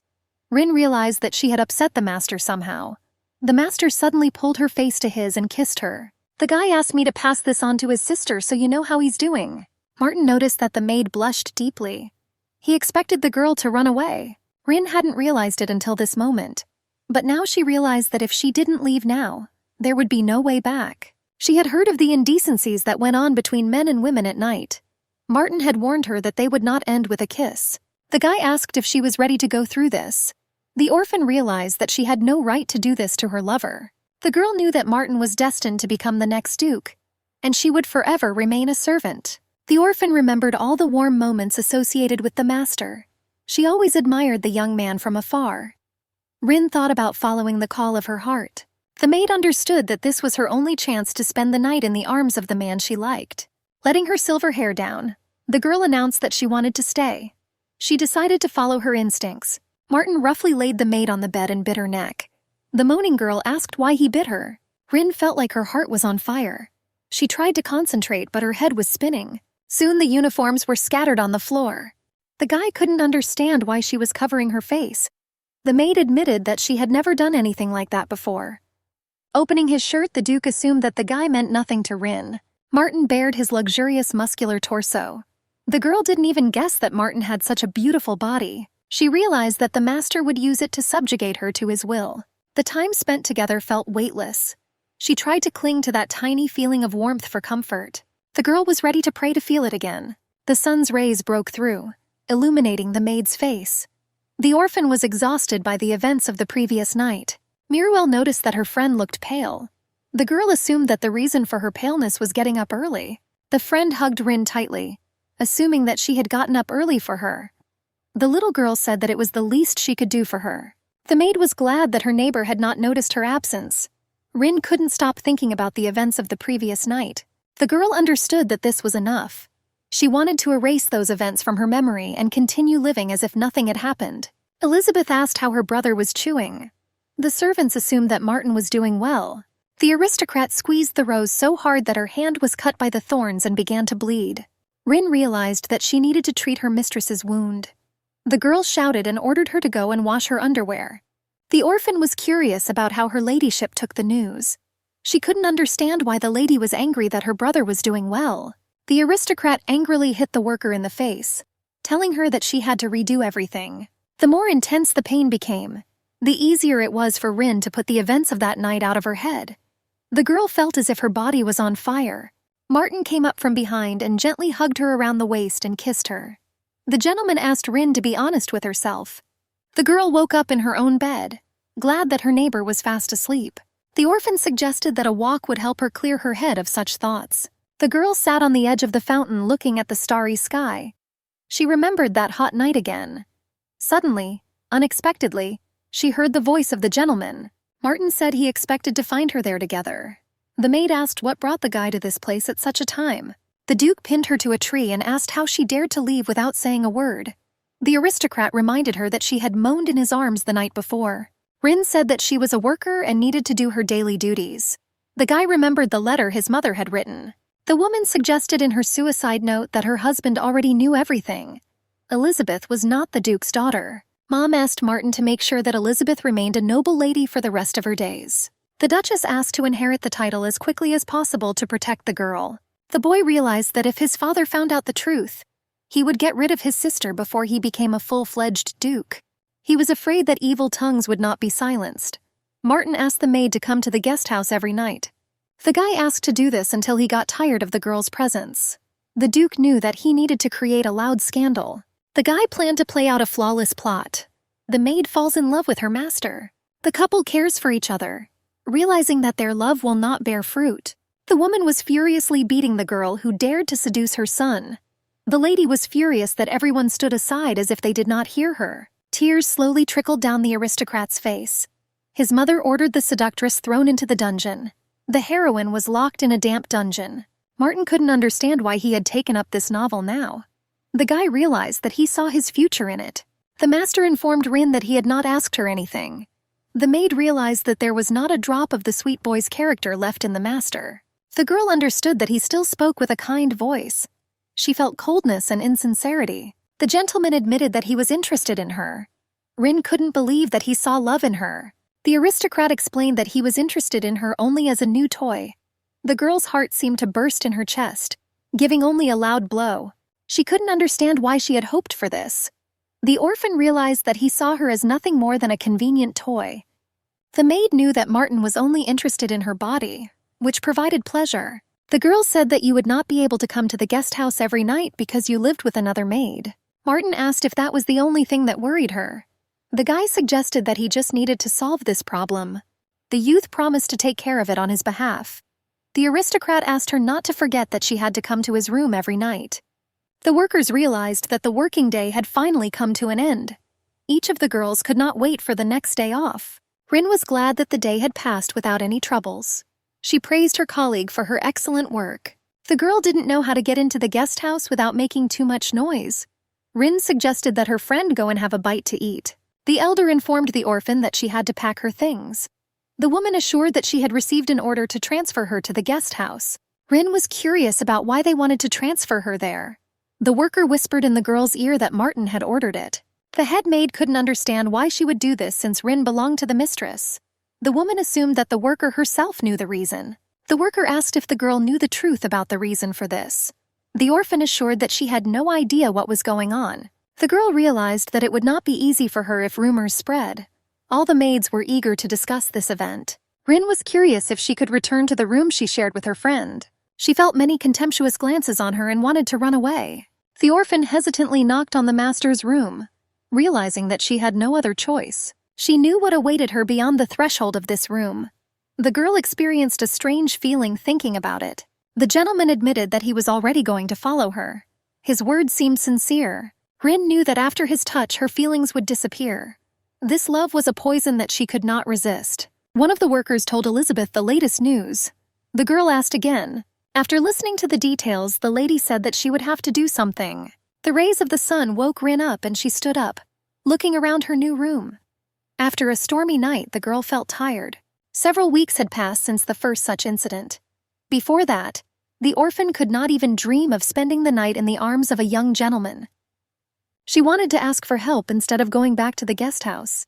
She didn't know how Martin would react to that. The maid knew it was consensual. She was afraid that people would judge her for her selfish motives. Rin realized that the aristocrat had given her the attention and love she craved. The girl felt only emptiness. She couldn't come to terms with the cold, hard truth. Rin knew she was the object of his desires. The maid understood that people of her position should not lust after their masters. The workers were discussing the delicious food that Martin had left for them. There were pies and some meat on the table. One of the workers doused Rin with a glass of cold water. The maid pretended that it happened by accident. The brunette assumed that Rin was the girl who seduced the young master. The maid suggested that the seductress was using her silver hair to her advantage. The girl admitted that she hated those who could get everything with the help of a beautiful face. The senior maid asked what her subordinate was doing. The woman reminded that bullying was prohibited among the staff. The brunette reported that these actions were justified. Rin noted that since she was transferred, the others tried to ruin her life. The girl realized that even Muriel avoided her, and she understood her perfectly. The orphan knew that her friend's actions were justified. As the bullying intensified, Rin's thoughts began to wander. She understood that this was unacceptable, but she began to rely on the protection of the young master. The girl was afraid of what Milady would do to her when the truth came out. The maid was afraid that everything might not end with just her dismissal. Rin knew she must not be caught under any circumstances. The woman walked around the courtyard and called the young milord. She lightly touched his shoulder, but the boy said it hurt. The Duchess said she had been knocked off her feet while looking for him. She suggested going back to the estate, but she noticed blood on his palms and assumed it was from the sharp thorns of the roses. The woman said that it hurt her to see his wounds. Opening his eyes, the guy realized that it was just a dream. Martin remembered that Her Highness had not appeared to him in his dreams for a long time. The guy understood that Regina would soon ascend the throne. He missed the warm embrace of a woman. The queen gave him warm embraces every time he visited the palace. Martin realized that the woman was the only one who treated him kindly. The aristocrat assumed that this was the reason he was looking for Rin. The gentleman reminded the girl that she was obliged to knock on his door. He couldn't understand why the maid looked like she was about to cry. Without thinking, the girl threw herself into his arms. Rin asked him to do it to her again. The orphan was yearning to fill the void inside herself. People around her treated her badly. The maid felt that she was exhausted morally and physically. Deep in her subconscious, she knew that the master had dragged her into this. She felt comfortable only in his arms. One of the maids heard loud moans in the middle of the corridor. Smiling, the girl decided to immediately inform her mistress about it. There was a great deal of bustle in the market. Each vendor was trying to sell his wares to the onlookers who were walking between the rows. Lisa announced that they had a new dessert and offered to bring it. The orphan realized how long it had been since she had had a day off. She spent most of her nights with Martin. The guy waved to his girlfriend. The girl asked her childhood friend with concern whether she had kept him waiting for too long. Only with Minos did the maid feel calm. The guy said he ordered something interesting and assumed she would like it. Minos was always out to sea and only returned a couple of times a year. She was glad to meet him. Her friend handed her a tray with many sweets. He made me happy with the news that he would be working on land for some time. Minos suggested that he go to another restaurant on his next day off. The guy noticed that his girlfriend looked paler than usual.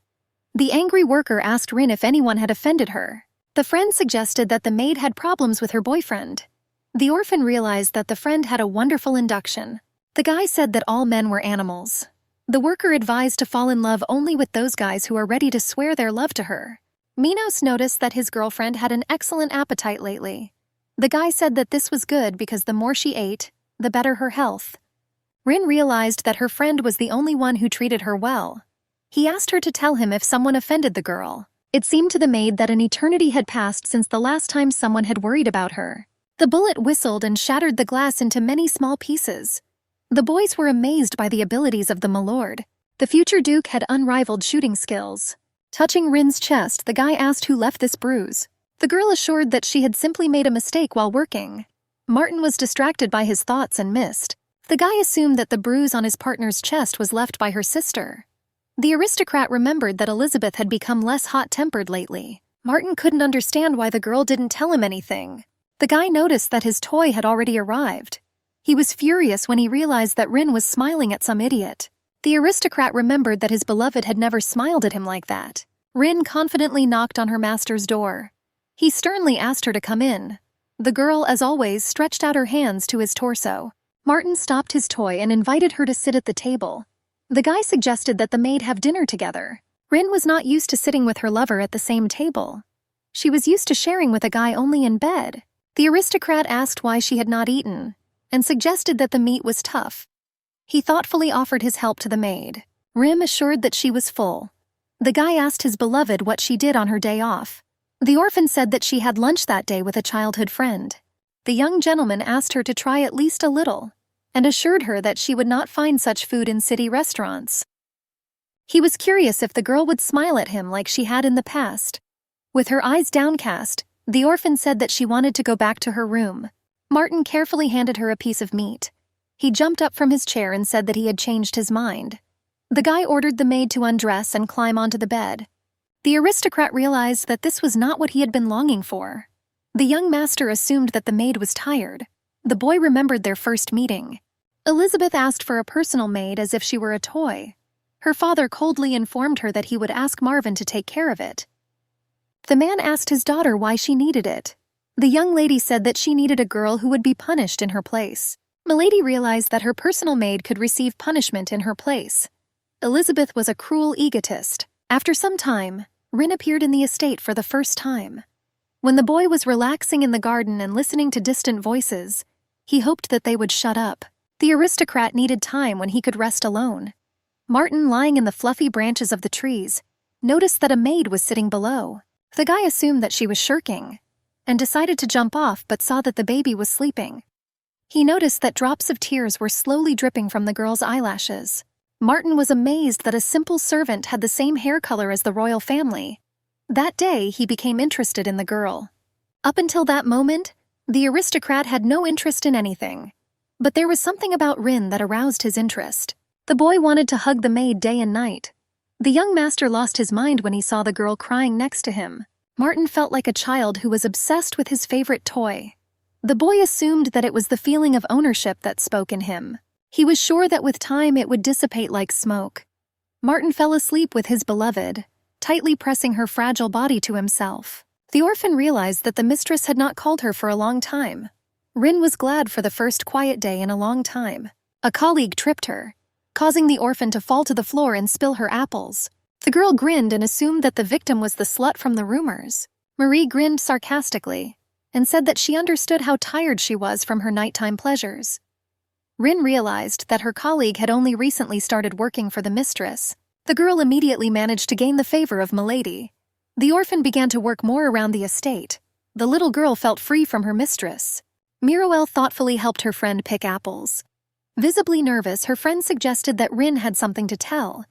The girl apologized for not standing up for her and assured that she would always be on the orphan's side. The maid couldn't understand how her former friend could trust her in such a situation. Rin was glad that she was always ready to support her. She began to hope that the situation would change for the better. Soon all the maids were gathered in the backyard. The workers discussed who had screwed up. Rin realized that fate had other plans for her. The maids were discussing what had happened. Elizabeth swung her whip and it cut through the air, making everyone shut up. Pomraknev's mistress reported that she knew everything, including the vile rumors. The girl reported that she had heard about the impudent maid who dared to seduce her brother. Rin involuntarily covered her mouth with her hands. The mistress ordered the orphan to come forward. Trembling all over, the girl realized that rumors had reached the mistress. The aristocrat grinned and noticed that the maid's impudence knew no bounds. She could not understand how she dared to seduce the heir of the family. Elizabeth said she couldn't let her go unpunished. She said she was a merciful lady. The aristocrat couldn't let Rin do such things any longer. The girl said that she would chop off her toes, since her hands were needed for work. Milady demanded a confession. Ruth asked what was going on.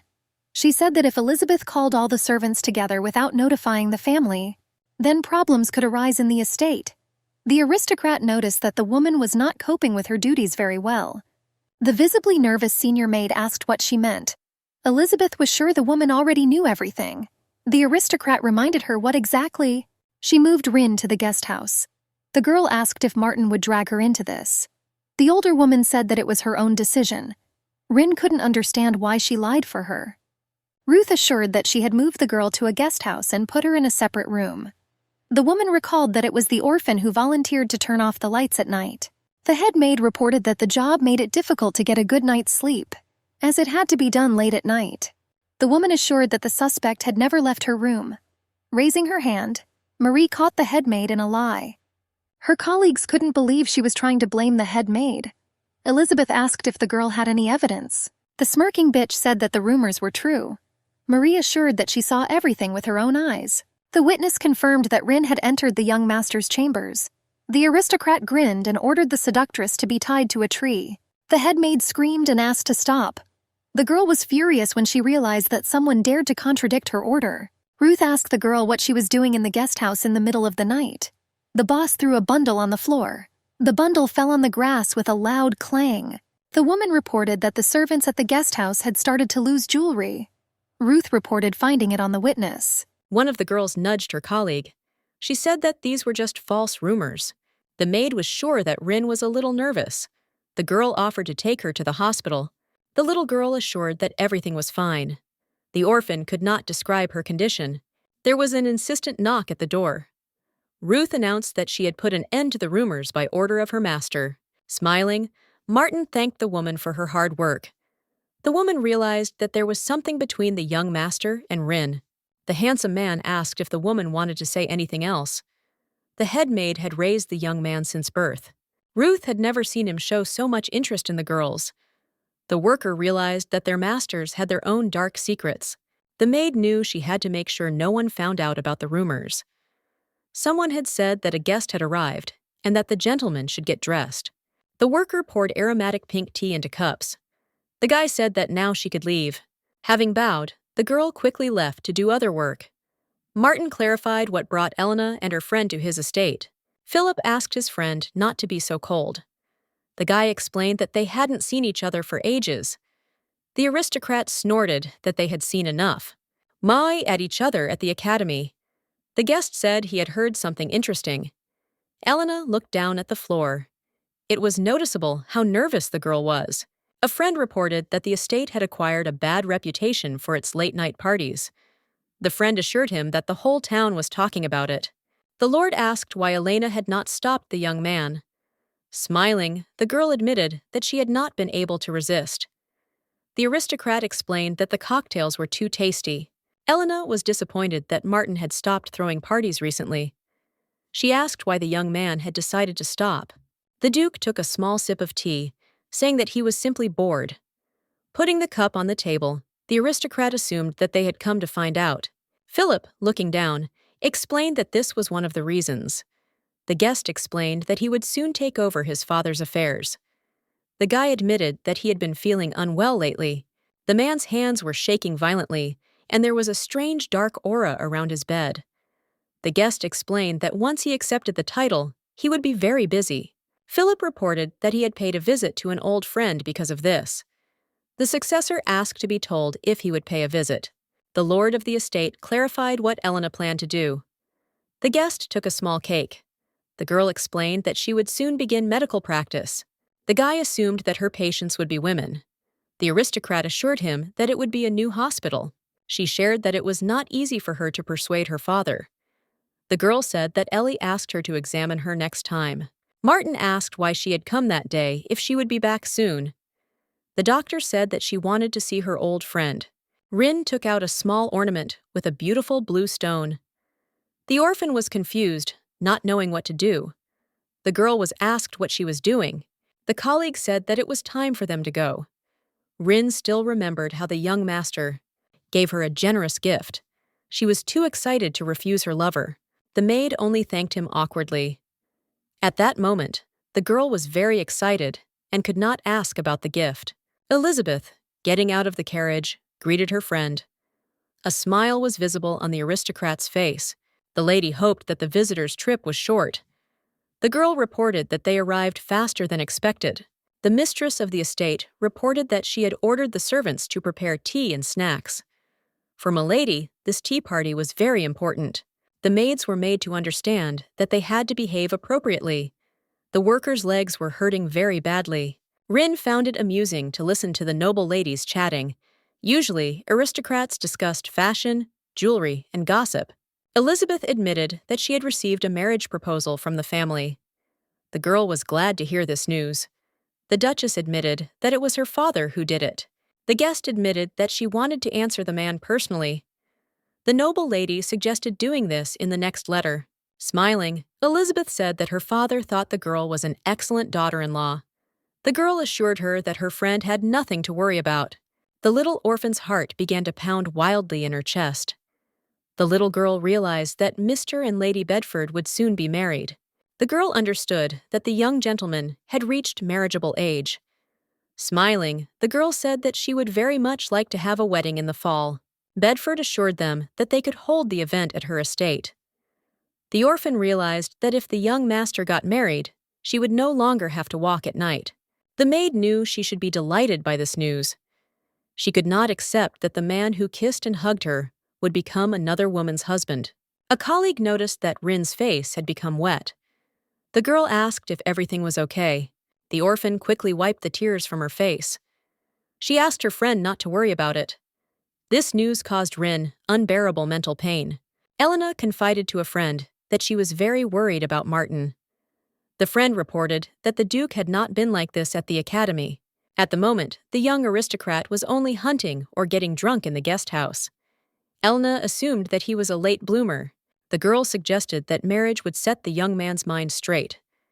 The laughing lord assured her that only time would tell. Elizabeth greeted the guests. The lady of the estate asked when they had arrived. Philip admitted that he was going to return home. The girl asked if they had time to have tea with her. Elena focused her gaze on one of the maids. The aristocrat remembered seeing her late at night near the guest house. The Duchess said she was sorry. She hoped to meet Elena again. Philip asked his friend what she was thinking about. The girl turned her attention to the maid who stood next to Elizabeth. The lord assumed that she was talking about Rin. The guy admitted that the maid had a rather unusual appearance. The girlfriend could not understand how a commoner could have silver hair. The aristocrat admitted that he, too, was amazed when he saw the orphan for the first time. Elena thought it was a simple coincidence. She was sure that Regina was the only child of His Highness. The girl understood why Martin was enchanted. The lady dreamed of an autumn wedding at the Batford estate. The girl knew that, at that time, beautiful daisies were blooming in the garden. The aristocrat realized that the wedding ceremony would be wonderful. Rin looked at her lover with sadness. The gentleman asked what had happened. The orphan asked why he had given her jewelry. The guy explained that he thought the jewelry would suit her pale skin and silver hair. The worker crossed her legs out of excitement. She thought that such a gift was too beautiful for her. The handsome man asked to stop worrying about it. He asked to focus on the process. Rin asked what would happen if she became pregnant by the milord. The guy involuntarily remembered his mother's suicide note. Martin pushed his beloved away from him. The Duke assured her that this would not happen. The orphan reported that there was such a possibility. The boy muttered through his teeth that the duchy had no need for bastards. The aristocrat said that he had lost interest in her and allowed Rin to leave. He asked her never to raise the issue. The maid realized that her lover had abandoned their child before conception. Muriel noticed that her friend looked terrible. The maid explained that she was very tired. The girl suggested that the orphan take a little rest. Rin assured that she was fine. The little girl tripped and fell to the floor. Approaching the source of the noise, Elizabeth asked what had happened. One of the workers explained that Rin had not looked well. The girl's friend explained that she had been sick for the last few days. The lady was furious that the orphan was constantly causing her trouble. The Duchess ordered the girl to be taken to the doctor. The little girl tried to convince herself that she had caught a cold because of the cold morning air. The girl thanked them for accompanying her. The friend assured her that she was glad to accompany her. Muriel asked if the little girl really wanted to go alone. Rin assured her that she should be able to handle it herself. The girl hoped that her assumptions would be true. The man congratulated the worker. The doctor explained that he had conducted several tests, and it turned out that she was pregnant. Rin froze for a few moments. She clarified what the man had said a moment ago. The horse walked slowly along the road. Our heroine's pale blue eyes were sad, and her head was drooping. Looking back, the friend asked Rin if she was okay. The girl noticed that the orphan looked very serious. The maid asked what the doctor said. The little girl assured him with a trembling voice that it was nothing serious. She explained that her head was spinning because of a cold. The friend hoped that Rin would soon recover. The girl could not get the doctor's words out of her head. He said that the baby was in her second month of pregnancy. The expert recommended that the expectant mother eat a balanced diet. The man asked where the patient's husband was. The doctor asked her to take her husband with her next time. Rin realized that she was not doing this of her own free will. The girl did not know when the master would notice this. The orphan understood that the beloved saw her body every night. The maid remembered Martin's words, and her heart sank. Rin assumed that her child would allow her to have a family again. The maid was afraid that her lover would take her child away as soon as it was born. Rin made the decision to do everything possible to protect the only person close to her. The gentleman asked to repeat what the night guest had said. The girl said that she wanted something. The Duke reminded her that she had never asked for anything. Rin had stated that she had wanted a small, shiny trinket. Her voice sounded confident and cold. The maid wanted to receive a necklace or a ring as a gift. Martin noticed that the orphan had been acting strangely lately. The guy was afraid that his beloved would soon leave him. Rin, laying her head on the master's shoulder, whispered that she loved him. The girl mentally apologized to her lover. Martin turned the girl over abruptly, pinning her to the bed. The Duke warned that this would not end well. Rin understood that he would never ask her. The girl standing in front of the mirror realized that her belly had begun to grow, and her breasts had also increased significantly. She often remained fully clothed during passionate nights with her lover, after which Martin showered her with small gifts. Sitting on the bed, the maid hoped that this would be enough. A small bundle of jewels lay before her. The girl wanted to resell the jewelry profitably. Rin did not want her child to suffer as a bastard. She wanted to save enough money for both of them. Placing her hands on his stomach, the orphan asked the baby to stay healthy. Rin knew that the time would soon come to leave the estate. The gentleman asked his beloved why she did not stay longer. The guy reminded her that she had a day off that day. Rin assured that she needed to go to the city. The maid reported that she was not feeling well. The girl decided to go to the doctor. The Duke volunteered to go with her. The worker was afraid that rumors might spread about it. Martin suggested that the maid take his carriage in that case. Smiling, the orphan thanked her lover. The boy couldn't understand why his beloved had been smiling at him much more often lately. There was a bad feeling in the young man's heart. Entering her room, Rin tied a small bag. Throwing rags on herself, the girl quickly ran along the long corridors. Her heart pounding in her chest, the orphan made the fateful decision to leave the estate forever. Rin knew she had to leave the estate before anyone caught her. The girl, not noticing the lady, accidentally touched that. Covering her mouth with her hand, Elena admitted that she had thought for a long time who it could be. Rin asked for forgiveness from Milady. She explained that she had not deliberately bumped into her. The guest took the girl by the sweaty hand and asked her to calm down. The maid asked why the girl looked so surprised. The aristocrat assured her that it was nothing and asked her to take care of herself. Rin couldn't believe what was happening. Having reached the city, the little girl quickly went into a pawn shop. The man said that it was a pleasure to deal with her. The orphan was glad that she could get such a sum for the trinkets. The girl realized that she had to convince the coachman to return to the estate without her. Rin realized that this was the only way to leave the village. Suddenly, someone called the girl by name, putting a hand on her shoulder. The friend asked what she was doing in the city. The girl was confused and didn't know what to do. Minos asked if this day was a day off for her. The young man asked if she was okay. The maid explained that she had been thinking for a while. The friend said that he had been running errands. He offered Rin some tea. The boy noticed her pale face. Minos told her that she should sit down and rest. The fugitive realized that she had to leave the village as quickly as possible. The girl realized that she might never meet her old friend. After a moment of hesitation, she agreed to go to the cafe. The waiter served 2 cups of chamomile tea. The guy noticed that the drink tasted amazing. Minos reported that he had seen many people quit their jobs at the docks. He assured that he had become quite good at understanding other people. The friend understood which of the newcomers would last and which would soon leave.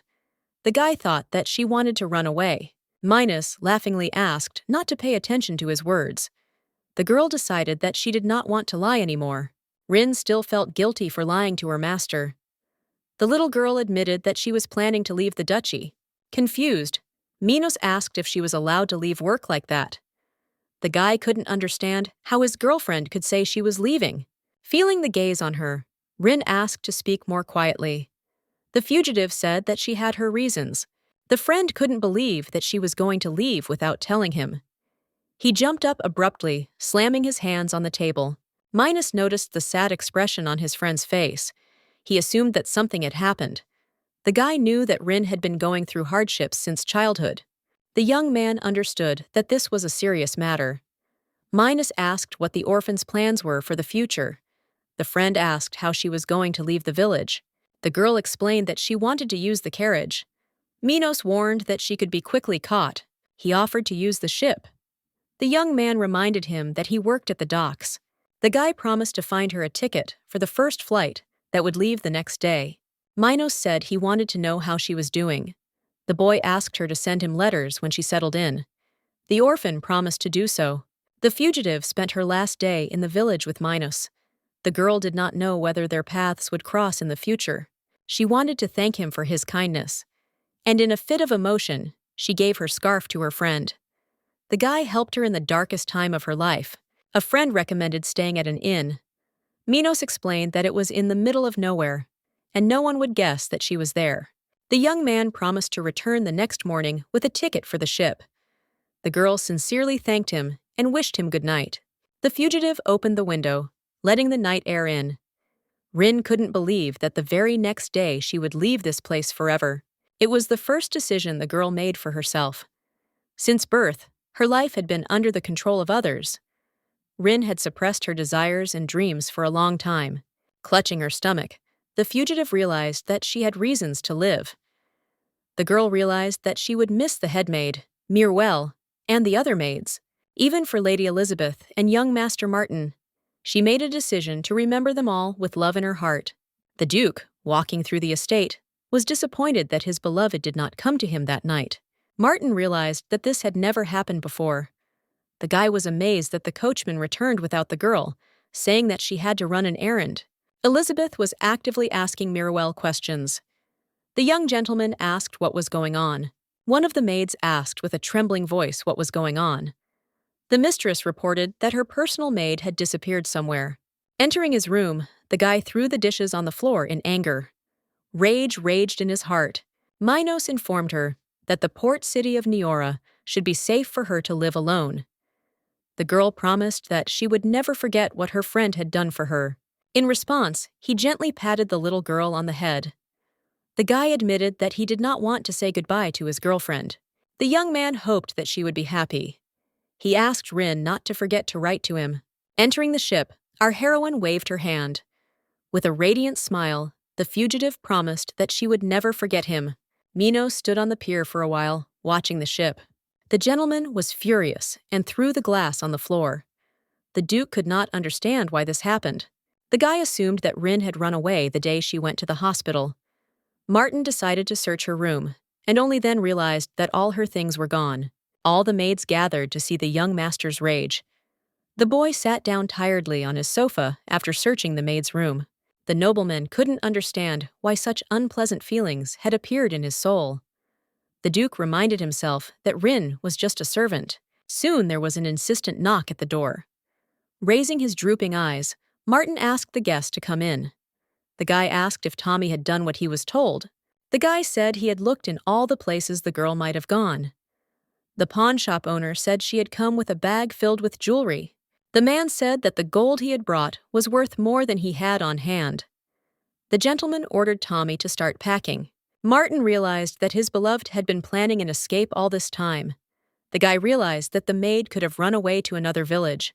The master ordered to find her. Tommy tried to object. The aristocrat explained that this was his order. The guy ordered to find Rin and bring her to him. He was furious that she thought she could leave him. Martin decided to find the maid at any cost. One of the women handed the girl some soup and offered her something to eat. She assumed that Rin was brave because she was traveling alone. The fugitive turned her attention to the boy who was asking for food.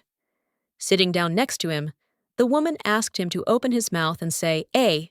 The little boy complained that he was bored. The child couldn't wait until they got off the ship. The girl smiled and realized that she would soon become a mother like her. The runaway realized that she had never called herself that. The orphan had never thought about motherhood. Rin realized that since her mother's death, she had always been surrounded by good people. But deep inside her, there was a void that could not be filled with anything. The girl hoped that this child would become her family. Rin mentally promised the baby that she would do everything possible to protect him. The butler thanked the guest for having come all the way here. The worker asked how the visit to the imperial palace had gone. The man explained that His Highness had been ill for several years. He explained that he was in critical condition. Her Highness Regina was the sole heir to the throne. The girl could ascend to the throne faster than they expected. The aristocrat understood that she would become a wise and strong empress. The man reported that Martin had come to his senses. Since Rena had run away, he had been drinking himself into oblivion in the guest house. The man said he had never seen the young gentleman behave like this. The Duke was amazed that his son was so upset, because of the wretched maid. Lady Batford entered the room. The girl realized that she should come. She reminded him that she would soon be the Duke's daughter-in-law, but Martin still couldn't get his beloved out of his head. The guest entered the room, immersed in semi-darkness. The aristocrat greeted her fiancé. Martin snorted that he had not allowed her to enter. The lady sarcastically thanked the groom for such a warm welcome. She reminded him that the engagement ceremony would take place in a few days. Bedford said she wanted to discuss some details with him. Martin chuckled and assured her that it was a marriage between their families. The Duke knew that his opinion about the ceremony was unimportant. The girl carefully placed her hand on the groom's shoulder. She could not believe it, that the young man was so distressed over his missing maid. Bedford reminded him that he was a nobleman, suggesting that he behave accordingly. The girl admitted that she was eager to receive the status of Duchess Rupert. She assured that she would be an ambitious wife. Bedford didn't care whether the guy had feelings for her. The aristocrat explained that noblemen did not marry for love. The girl said that they would see each other at the engagement ceremony. Tommy walked the streets with a photo of the missing maid. The men started arguing because they wanted to ask the beauty out on a date. The boy realized that several days had passed since Rin had disappeared. The worker remembered her as a kind girl who cared for everyone. Tommy knew that the young master invited Rin to the guest house every night. That's why he felt sincere sympathy for the maid. The sailors, having looked at the photo of the missing woman, assured that the woman would not travel alone. Shaitan said that there was a hotel for travelers nearby. He suggested going there. Tommy's legs were shaking violently from the heavy load. The boy could not understand why the hotel was located in the forest, so far from the settlement. The little boy ran up to the young man and grabbed him by the bag. The little boy told his mother that they had guests. Tommy, confused, asked what the boy had done with his bag. The kid explained that he had only wanted to carry it. The assistant explained that he had no intention of stopping at that place. He showed a photo of Rin, asking if the child had seen the girl. The boy said that she was very kind and gave him some tasty food. He said that the girl went to the doctor. Afterwards, the man admitted that he remembered the patient well. The doctor assured him that she was pregnant. Tommy clutched the picture of the sweet girl tightly in his hands. He knew that Milord would be furious when he found out about this. The assistant understood that the master was the father, but he did not know what he should do now. Martin felt the girl gently touch his face, hugging him tightly by the shoulders. The Duke happily hoped that his beloved had returned. The guy woke up in the bathroom in a cold sweat. The aristocrat realized that 5 days had passed since his beloved had left the estate. The boy remembered those moments when Rin was in the manor every day, and he couldn't believe that she lied and then left him alone. Martin realized that one part of him missed the girl very much, and the other wanted to punish her cruelly. The guy tried to understand his feelings. The lady assumed that this was the groom's first visit to Bedford Manor. The lady informed him that she had prepared for him the best tea they had. Smiling, the girl asked if he wanted to join her family for dinner. She assured him that fresh venison would be served for dinner. Martin said that it was not necessary. He assured him that his visit would not take long. The Duke said that he had come to the estate to break off the engagement. The girl's face was distorted, and there was incomprehension in her eyes. Bedford asked what her lover meant. The guest said with irritation that he had made the answer as if she had not been there. The guy said that it was his fault. The aristocrat reminded that they were soon to be married. She could not understand why the groom had changed his mind so suddenly. Martin asked if he needed to be told the reason. The girl thought it was irresponsible on his part. She explained that the marriage had been arranged by their families. Bedford said she had no desire to break off the engagement. Turning around, she chose to pretend the conversation had never happened. The groom said that canceling the ceremony would be the best decision for her. Martin threw a piece of paper on the floor. He noticed that the aristocrat had long been in a love affair with her groom. The guy reminded her that it was immoral to lose your virginity before marriage.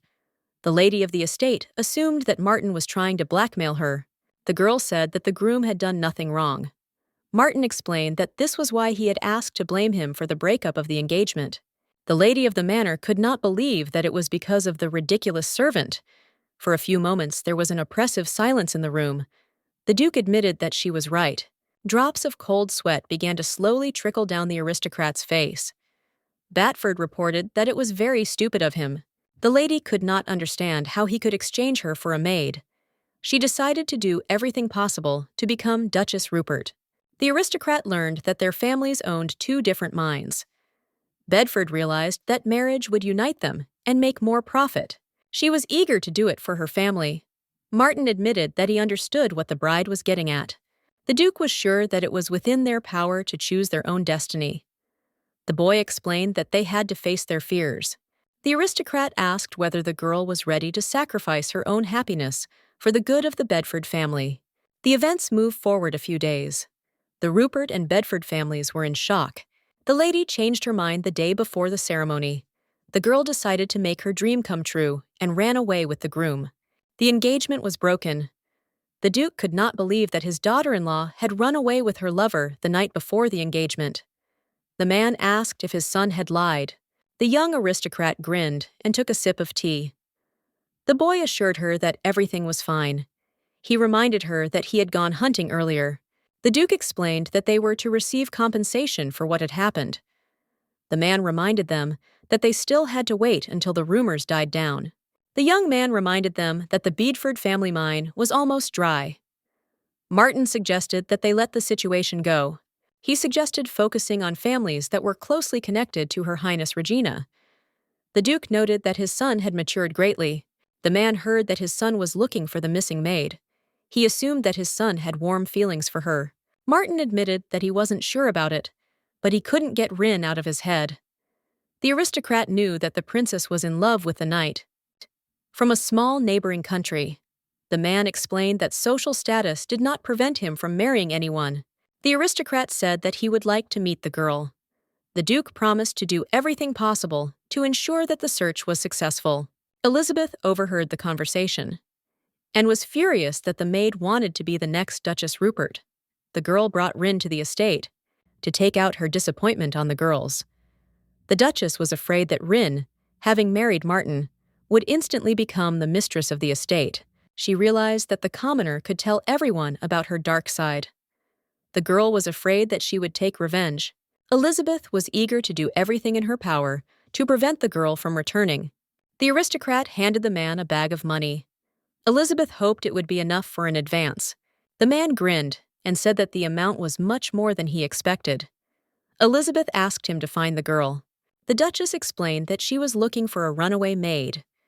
The aristocrat assured that she was her personal maid and suggested that this might make the task easier. Elizabeth knew she had run far enough that the Duchess wanted him to finish her off. As proof, the aristocrat asked to bring her Rin's eyes and a lock of hair. The Duke ordered Tommy to tell him quickly. Martin wanted to know everything he had managed to find out. Night had fallen upon the kingdom. The stars shone brightly in the sky above the luxurious royal castle. Regina knelt before the bed of her dying father. The servants gathered around the gentleman with small candles in their hands. The man assumed that his end was near. The princess held her father's hand tightly, and hot tears flowed from her blue eyes. Regina begged her father not to pass away. The man gently touched her tear-stained face with a trembling hand. He said that he wanted to tell her something important. The king realized that the time had come to reveal his secret. Seagulls soared above the ships, cutting through the air with their snow-white wings. The vessels slowly sailed along the azure waters. Rin, having come ashore, was able to inhale the scent of freedom. The fugitive enjoyed the wonderful weather. The girl stayed in the port of Neora for several days. She was able to experience what it was like to be free. The coachman announced that the carriage would soon leave, and asked everyone who was heading to Piora to come over. Rin handed over a banknote and asked for one ticket. Lifting the hem of her dress, the fugitive realized that it was difficult for her to climb onto the cart because of her belly. The stranger extended his hand, offering his help. Rin thought the woman's voice was filled with warmth. The foreigner thanked him in return. The carriage moved slowly along a narrow path. Yellowish leaves of mighty trees flew in the air. Rin held the stuffed rabbit tightly in her arms.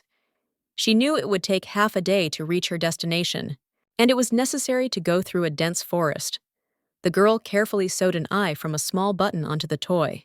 She realized that she had to settle down in a place where the young master could not find her. The girl realized that the blood of the Rupert family flowed through the veins of her child. Rin was afraid that her lover would find out about the existence of the child. She was afraid that Martin would take him away. The fugitive could not allow this. Looking at the road, the girl realized that they were already in the forest. The carriage jerked sharply. The girl could not understand why they stopped so suddenly. The man showed a revolver and ordered everyone to be silent. His face was partially hidden. The criminal ordered that all valuables that the citizens had be given away if they wanted to live. The princess stood in luxurious robes. The servant announced that Mr. Rupert had come to see the young lady. The guy bowed and greeted the son of the empire. The girl said that she was incredibly happy to see the duke. The guests reminded that they had not seen each other since the day of her coronation. Regina understood that they were both busy with their own affairs. The boy admitted that he could hardly compare with her. The empress heard that the engagement was broken off. She admitted that she did not know the details. The ruler hoped that he felt better. Smiling, Regina asked if the guy had anyone in mind. When he answered in the negative, she assured him that she was just being curious. The girl said that she was preoccupied with some thoughts. The empress explained that before his death, her father said that she had a half-sister. The sky-blue eyes narrowed in shock. The girl explained that the one who had imperial blood in her veins would also have silver hair. Regina wanted to find her half-sister by any means necessary. The guest's fists clenched tightly. The guy asked if he could help her with anything.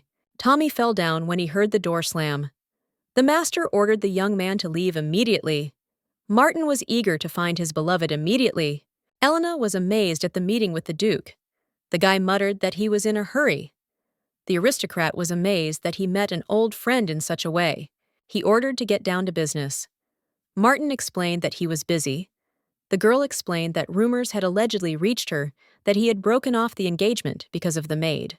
The friend asked the name of the worker. She assumed that her name was Rin. The Duke asked with a trembling voice how she knew about it. The girl explained that she had stumbled upon her the last time she had visited the estate. Elna grabbed the fugitive by the wrist. She wasn't sure until she looked at her closely. The girl revealed that Martin was the father of Rin's unborn child. The guy just couldn't believe that his beloved was pregnant. The mercenary wanted to reach his goal. He wanted to deal with the girl with special sadism. Martin was surprised when she asked him to repeat it again. His friend explained that she had learned about it because she had studied women's health. Elena was sure that her friend was the father. Tommy, who had just finished his funeral, asked Milady how she had found out about it. The gentleman approached the boy with aggression. The young man promised to explain everything. The Duke asked for details quickly. The boy explained that he wanted to know everything that Tommy knew. The criminals roughly threw the women to the edge of the forest. The robbers ordered to stop the fuss and give them everything. The men were glad they were targeting a wagon full of women and children. Rin couldn't believe what was happening. She once heard from a servant she knew about roadside bandits. One of the girls asked if she was from the village. The maid reported that bandits roamed such roads. The girl reported that if you run into them, you should give everything and beg for mercy. The fugitive realized that she should have been careful. She realized that the criminals could kill her without blinking an eye. The man asked why the blonde didn't give them her bag. He abruptly snatched the bag of gold from his hands. The criminal happily informed the boss that they had hit the jackpot today. The fugitive begged the men to return her money. She said that they did not know what the money meant to her. The leader pointed a gun at her. The man said that she could have voluntarily given up her money or been left without life and money. The woman begged the stranger to surrender, worried that they would all be killed. With pain in her heart, Rin let go of the criminal's pant leg. He nimbly jumped onto his chestnut horse.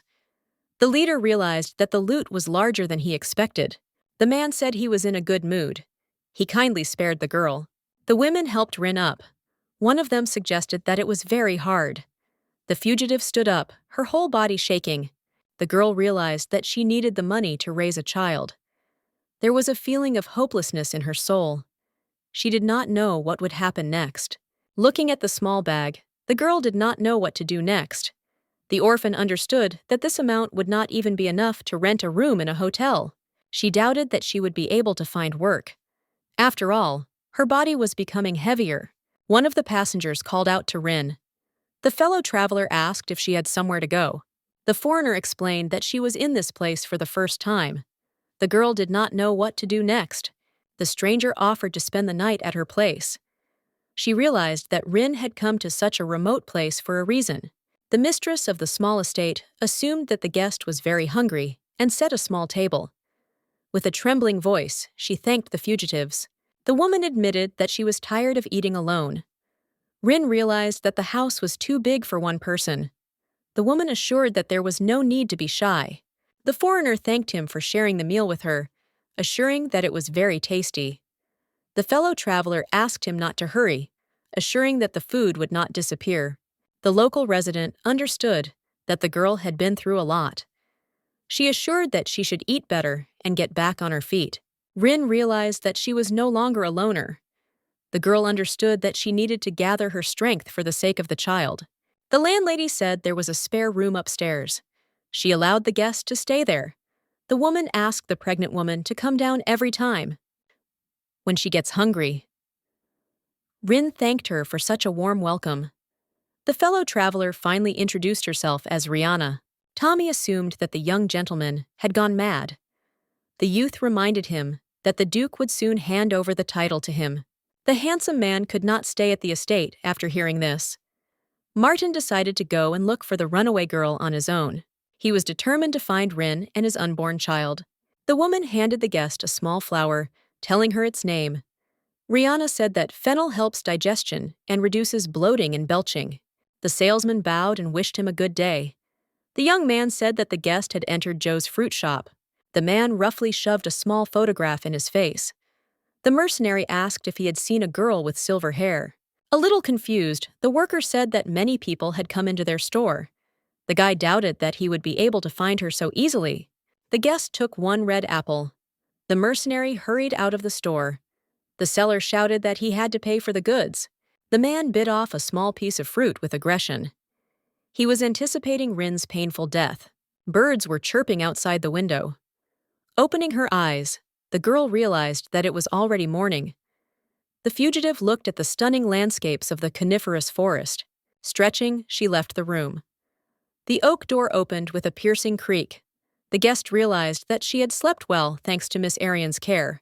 The girl was amazed by the calm that reigned in the city.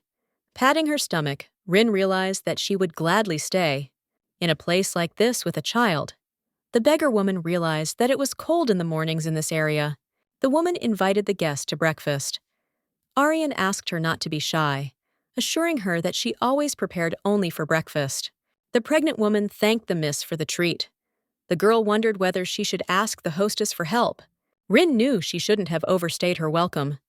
Feeling the gaze on her, the pregnant woman asked if she wanted to tell her something. The woman said that the girl's face said it all. She ordered the guest to tell everything without delay.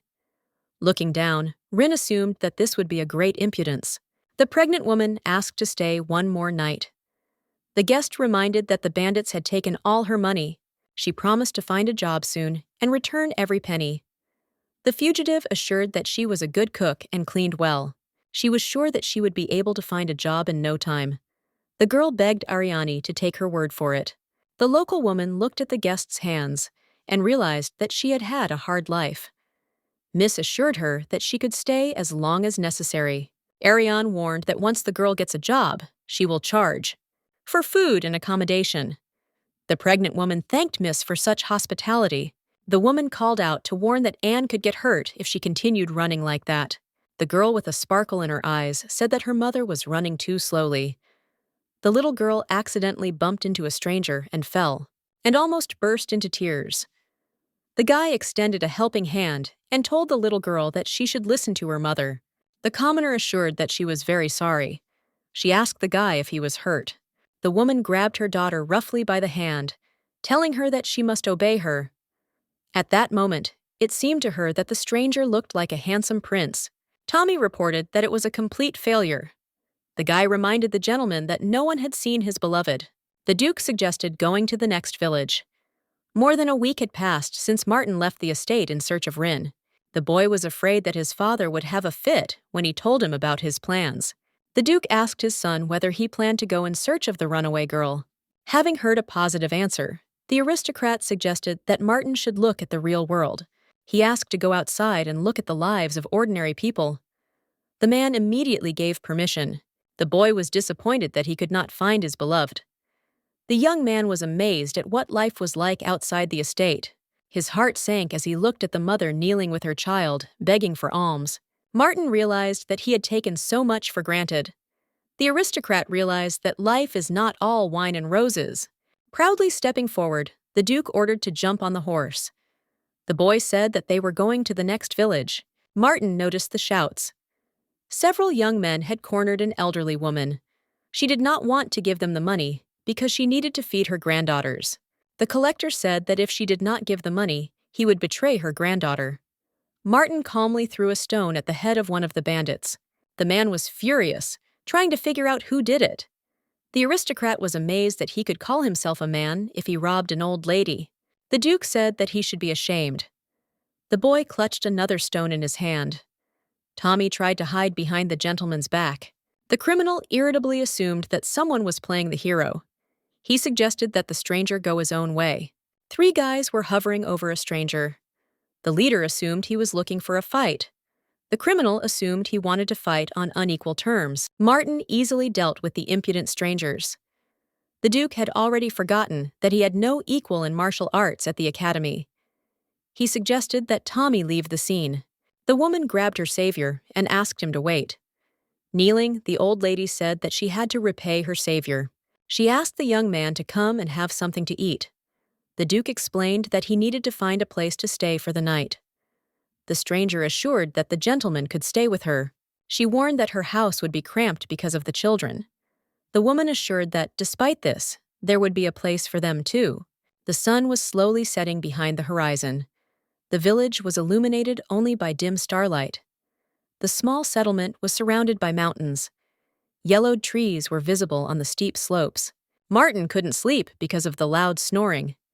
The young gentleman lay looking at the night sky. He was delighted by the bright light of the moon. The aristocrat was surprised that the peasant woman shared food with them because they helped. The boy noticed that the children adored each other, despite their poor life. Martin realized that they were huddled in a tiny room and shared their warmth with each other. Since childhood, the young man lived alone in luxurious quarters. His luxurious bedroom was like his empty heart, and that empty space was hard to fill. The guy realized that he took everything in life for granted. The aristocrat was tired of being ashamed. He realized that his beloved lived in a completely different world. The lady of the house asked Rin to come down. The girl apologized for keeping her waiting. The guest struggled to cover her pregnant belly. The woman asked her to wrap up warmer and gave her her cape. The pregnant woman realized that a whole month had passed since she had started living with Ariana. The runaway realized that there were not many job opportunities in this city. She began learning herbalism and sewing from Arian. The girl listened attentively to the story about a small flower. The foreigner realized that Miss Arian might find it strange that she always covered her hair, and she couldn't understand why she never asked about it. The woman suggested that the guest climb carefully. The fugitive was sure that the hostess of the house had probably noticed her pregnancy. The girl was surprised that Ta had not said a word about it.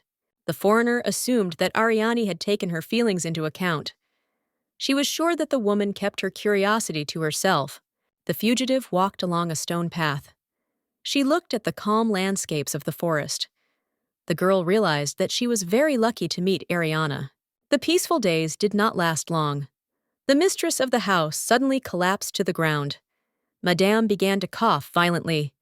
The girl ran up to Arian and asked what had happened. The maid brought the woman home and laid her on the bed. Rin realized that she had been suffering from an illness for a long time. The doctor reported a chronic illness. The man explained that all he could do was wait and watch his recovery. Rin realized that only God could help her savior. The girl knew that after she found joy and peace, pain and suffering followed. The man greeted the master. The servant asked if he wanted to leave the horses in their paddock. The commoner assured that he could feed them hay or nutritious porridge. The man asked what he would prefer. The boy asked to do the best. Martin grinned as he looked at the receipt and realized it was a bit pricey for a small-town stable. The companion informed the gentleman that he now knew the market price of the stables. Tommy recalled that at first, the Duke did not even know how much an apple should cost. The guy approached the saleswoman and asked for 1 apple. The woman said that the fruit cost 2 pennies a pound. Before this, the gentleman had never made a purchase on his own. Smiling, the worker said that he was grateful for all the new experiences during their trip. Tommy became wary when he saw the man. The gentleman asked who he was. The boy explained that he was a hunter who worked for the Rupert family. The boy could not understand why the hunter was in the village. The mercenary noticed that the meat looked delicious. The man praised him for his skill. The cook thanked him for the compliment. The man assumed that the guest of his eatery was not a local. The worker could not remember his face. The hunter looked away and explained that he was traveling around the empire because of work. The mercenary decided to ask a question. He asked if the worker had seen a girl with silver hair under a cap. The cook assured her that she had settled in Priora. He explained that she had lived with Ariana. The worker assured her that the road to Priora would take some time. Tommy noticed that the mercenary was asking about the girl with silver hair, and he assumed that he was talking about Rin. The master could not understand why he was looking for a girl. The aristocrat was sure he knew they were looking for her. A bad feeling crept into Martin's heart. He looked at the hunter warily. The girl was kneeling in the middle of the forest. Rin assumed that the amount of herbs she had already collected was enough. The pregnant woman knew that winter would soon come. She knew that she had to gather enough firewood and medicinal herbs for both of them. The girl saw a familiar plant and decided to take it in order to add a small amount to food. She was glad that Miss Ariana was getting better every day. Rin hoped that the mistress of the house would soon fully recover. She dreamed that her life would become calm again. Knocking on the door, Rin announced that she was back. Miss was happy and asked if it was cold outside. The guest said that she had prepared dinner for them. The girl explained that it was not very cold, since it was still autumn, and the woman was surprised that the guest was able to cook it herself. The hostess of the house could not believe it. The girl admitted that she had not cooked as well as Miss, and explained that she had tried her best. She hoped that Ariane would enjoy the dinner. The woman realized that such troubles were not easy for a pregnant woman. In a trembling voice, Rin asked how she found out about her condition. A local resident explained that it was hard not to guess this, seeing how the runaway's belly grew every day. The woman assured that the belly had become much bigger since the day of their first meeting. She was sure that Rin would give birth next spring. The girl suggested that she should have told him about it right away. The woman assured that pregnancy was not a reason for an apology. Ariane was advised by the guest to make sure she had eaten well and had rested. The woman asked if she could touch her stomach. The lady was happy when she heard the baby's heartbeat, and she was glad that they would be able to keep each other company. The woman thought that she would soon have her own grandson. A faint smile appeared on Rin's face. The girl thanked the woman for her help and understanding. The herbalist greeted Barbara. The girl was sure that she had left or died somewhere. Ariane said that she had been busy taking care of her family. The saleswoman asked who the stranger was. The woman explained that her niece had come to visit her.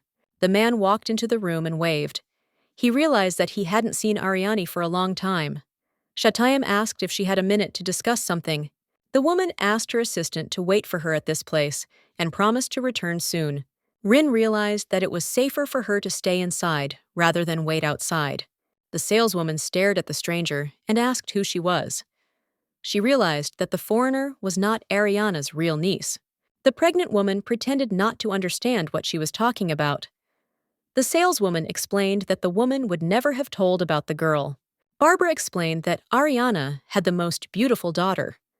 The woman raised the baby alone after her husband's unexpected death. They had the relationship that could exist between a mother and daughter. The girl asked her mother to slow down. The little girl noticed that they were walking too fast. The brunette explained that her mother's legs were much longer than hers. One of the carpenters asked the girl to dodge. The little girl quickly found herself under the rubble. A crowd of onlookers gathered around. With pain in her heart, the mother looked at the blood and part of her daughter's hand, which was peeking out from under the rubble. Neighbors and villagers could not believe that Ariane had also lost her beloved and only daughter. Some of them had heard that the herbalist had lost her husband in an accident, and they couldn't understand how anyone could be so unlucky. No one would want to be in her place. The saleswoman assumed that she was destined to die alone. Barbara explained that people had been avoiding Ariana since then.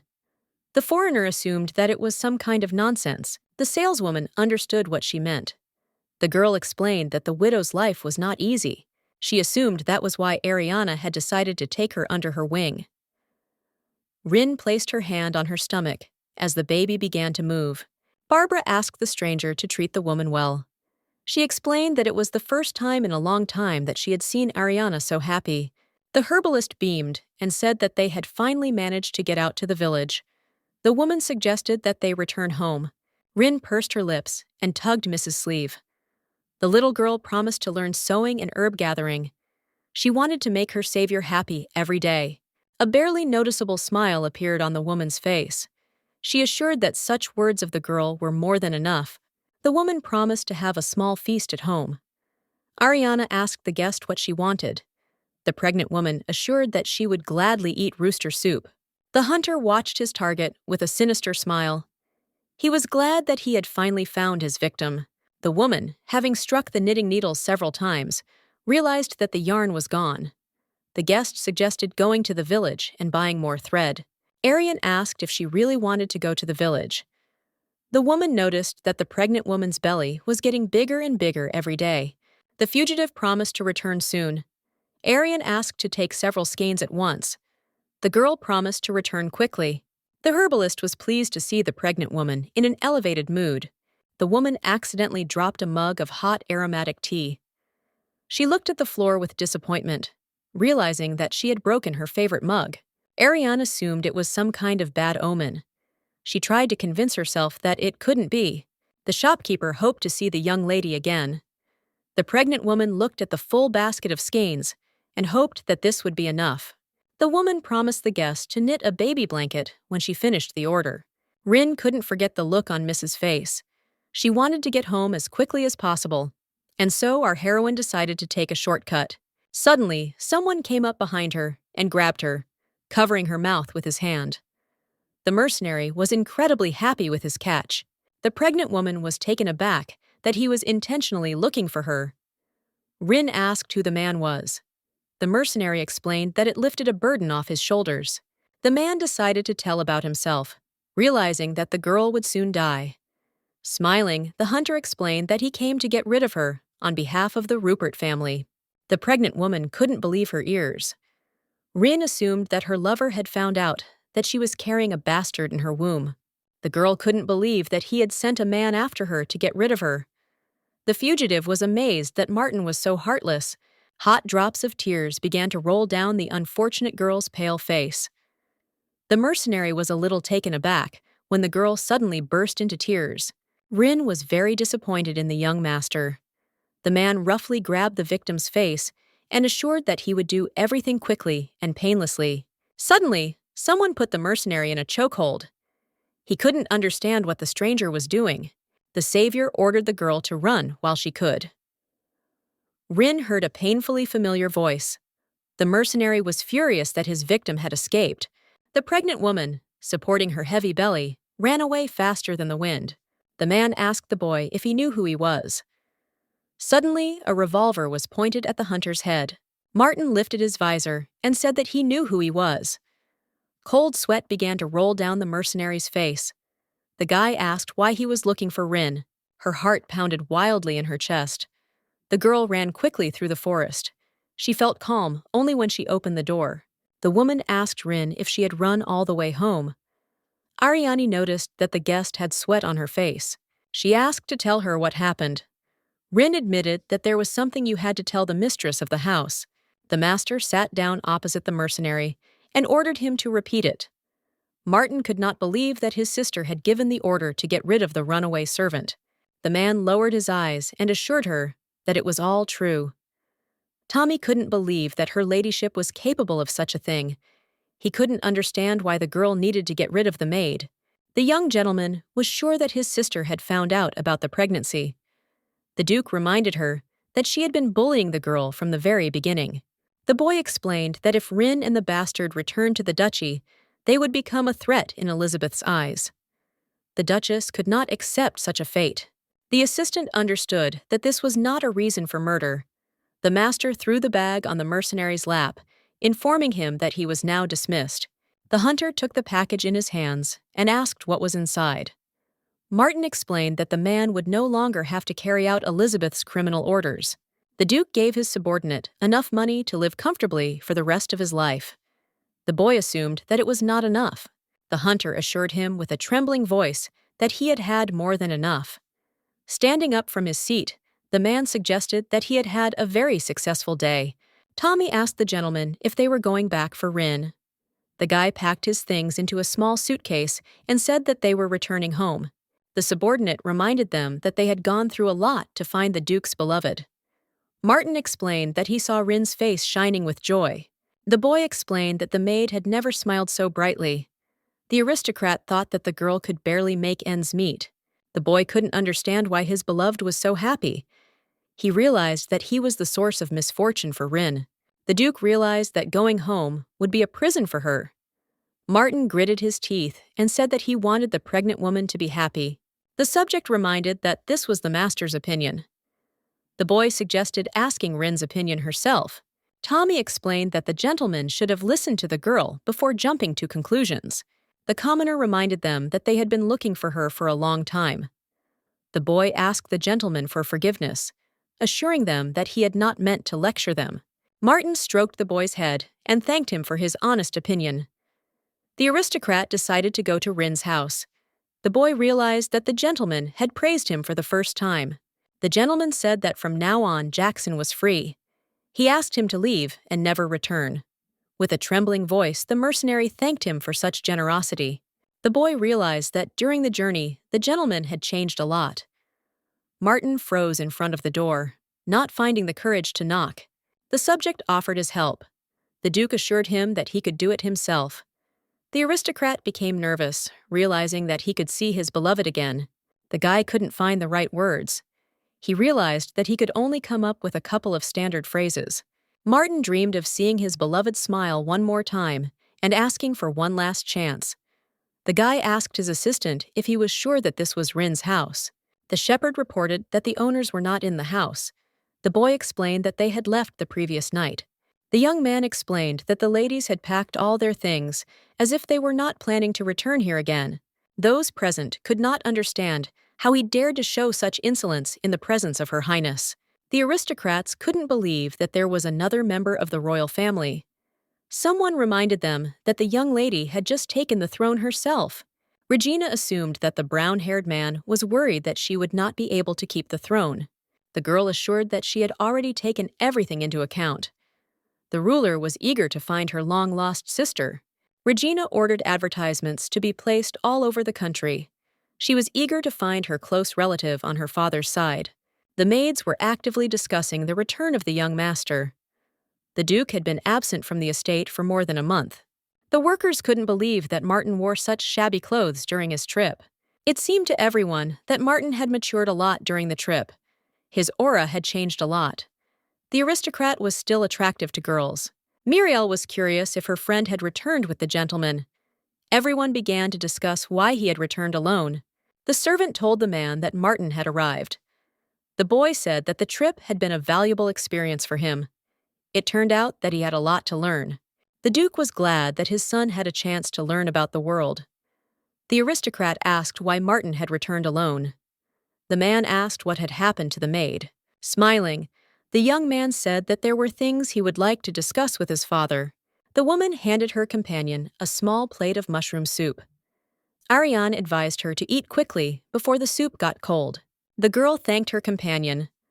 The fugitive realized that she had to share her story with Miss. Rin wanted to tell them that the noble family had sent a mercenary to search for them. She knew that she couldn't stay in this area any longer. The pregnant woman could not see how the woman suffered because of her and wanted to leave immediately. Taking the guest by the hand, the herbalist assured her that she would go with her. The warm light of the fire illuminated a small forest clearing. The woman noticed that Rena looked at her during the meal. Miss asked if the fugitive wanted to ask her something. Rin explained that she was worried because the woman might be very tired. She couldn't understand why. Ariane joined her. The girl was sure that valuable memories were preserved in the local resident's house. The herbalist ordered the foreigner to go to bed. During the journey, the women relied on each other. One day, Rin asked where the woman wanted to stay. Smiling, the miss explained that she wanted to live in a village next to the ocean, which would be as deep as the girl's eyes. The pregnant woman realized that she was smiling back, but their happiness did not last long. Rin realized that she should have taken better care of the herbalist. The woman suddenly coughed up blood.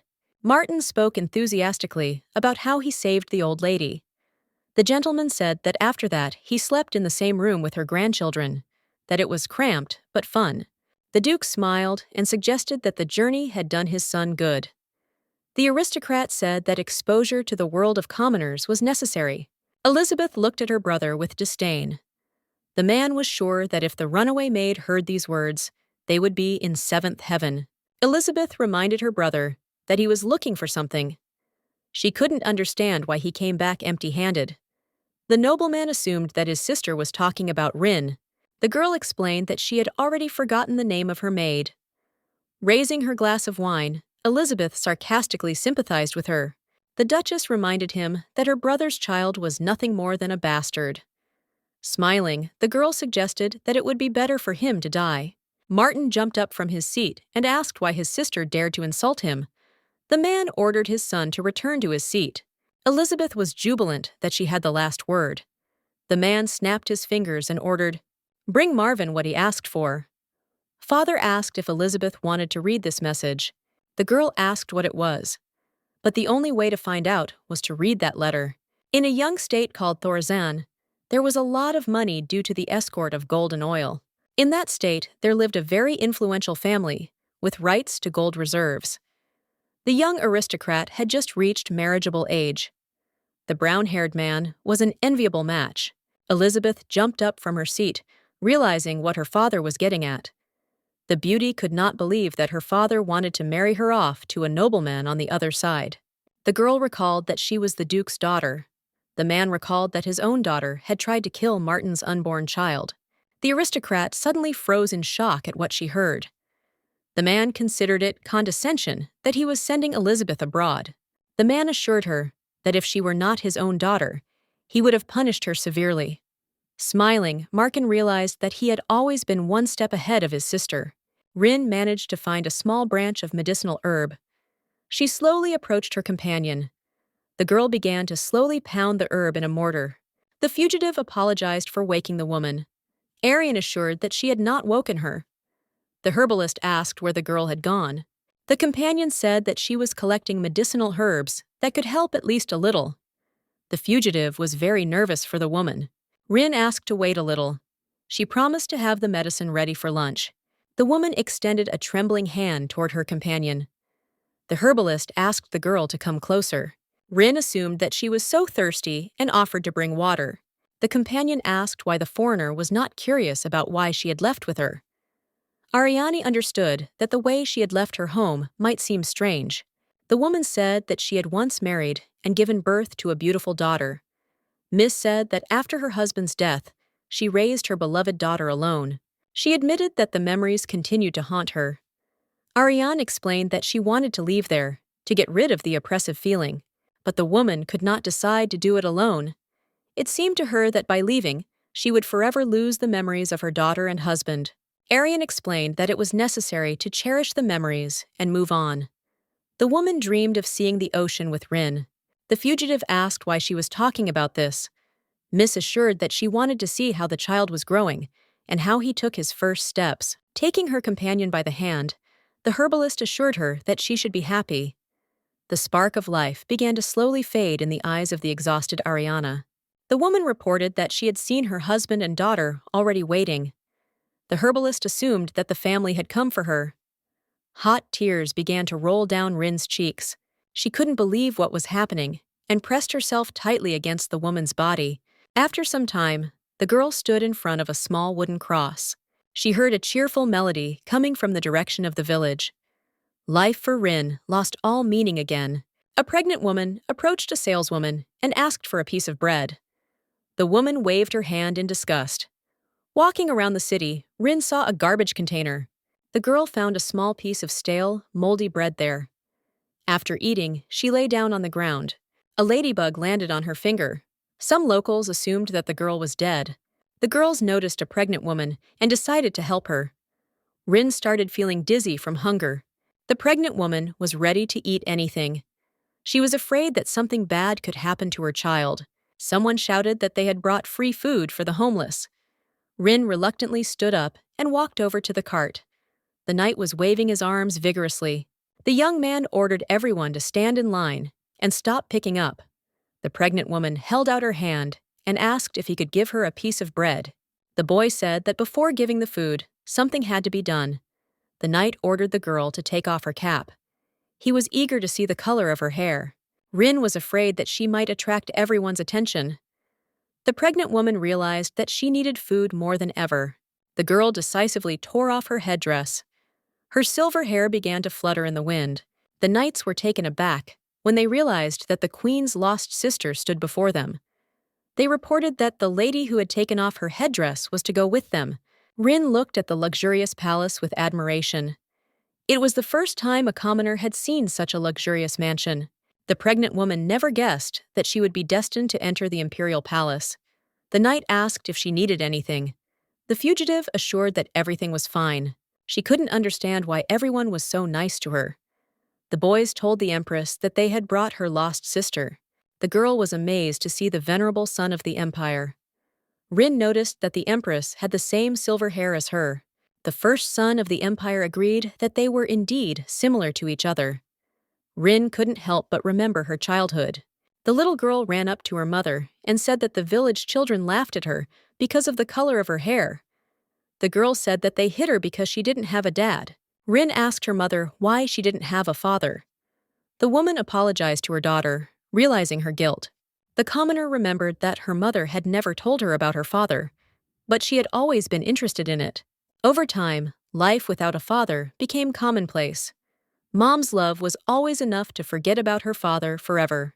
Regina reported that the girl's hair color was an indisputable fact of her belonging to the nobility. The pregnant woman, shaking all over, said that it was not so. The commoner assured that she did not look like the Empress at all. The girl asked the Lord if they looked alike. Smiling, the man assured that even a blind person would notice their resemblance. The ruler reported that she was not the only one who held this opinion. Regina asked Evelyn not to be afraid. The girl assumed that the guest's mother had never told her about her father. The Empress explained that the girl was her younger sister. Rin could not understand what was being said. It seemed impossible that the late emperor was their biological father. The guest fell unconscious. The girl ordered the imperial physician to be called. Regina clarified what the doctor said about her sister's condition. It turned out that the cause of weakness was malnutrition. The girl noticed that her sister was exactly the same as her father had said. The Empress had no idea that she would be pregnant. The ruler asked the Lord if he knew who her younger sister was living with. The man assumed that the pregnant woman had to live on the street. The girl remembered that Evelyn's mother was a maid in the imperial palace. A commoner gave birth to a child in the palace.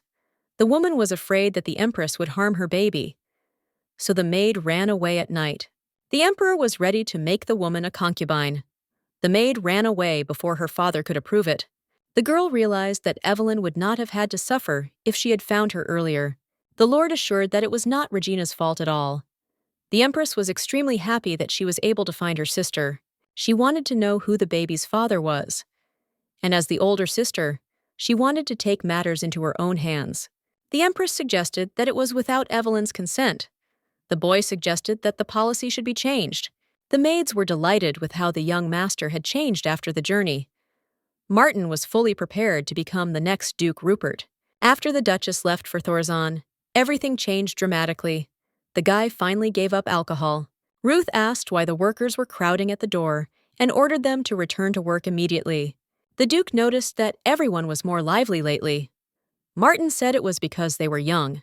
Knocking on the door, the subject asked if His Highness had a free minute.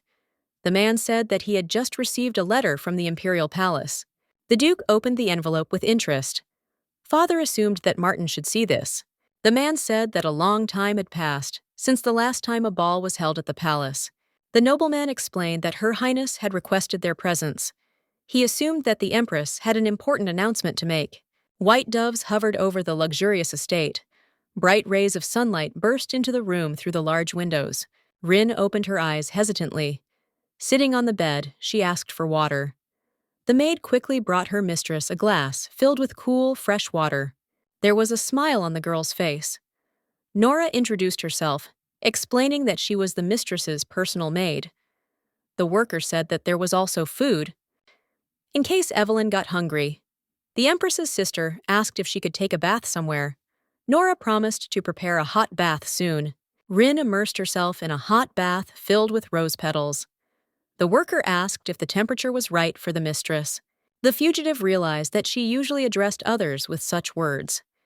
It was strange to the commoner that someone called her that way.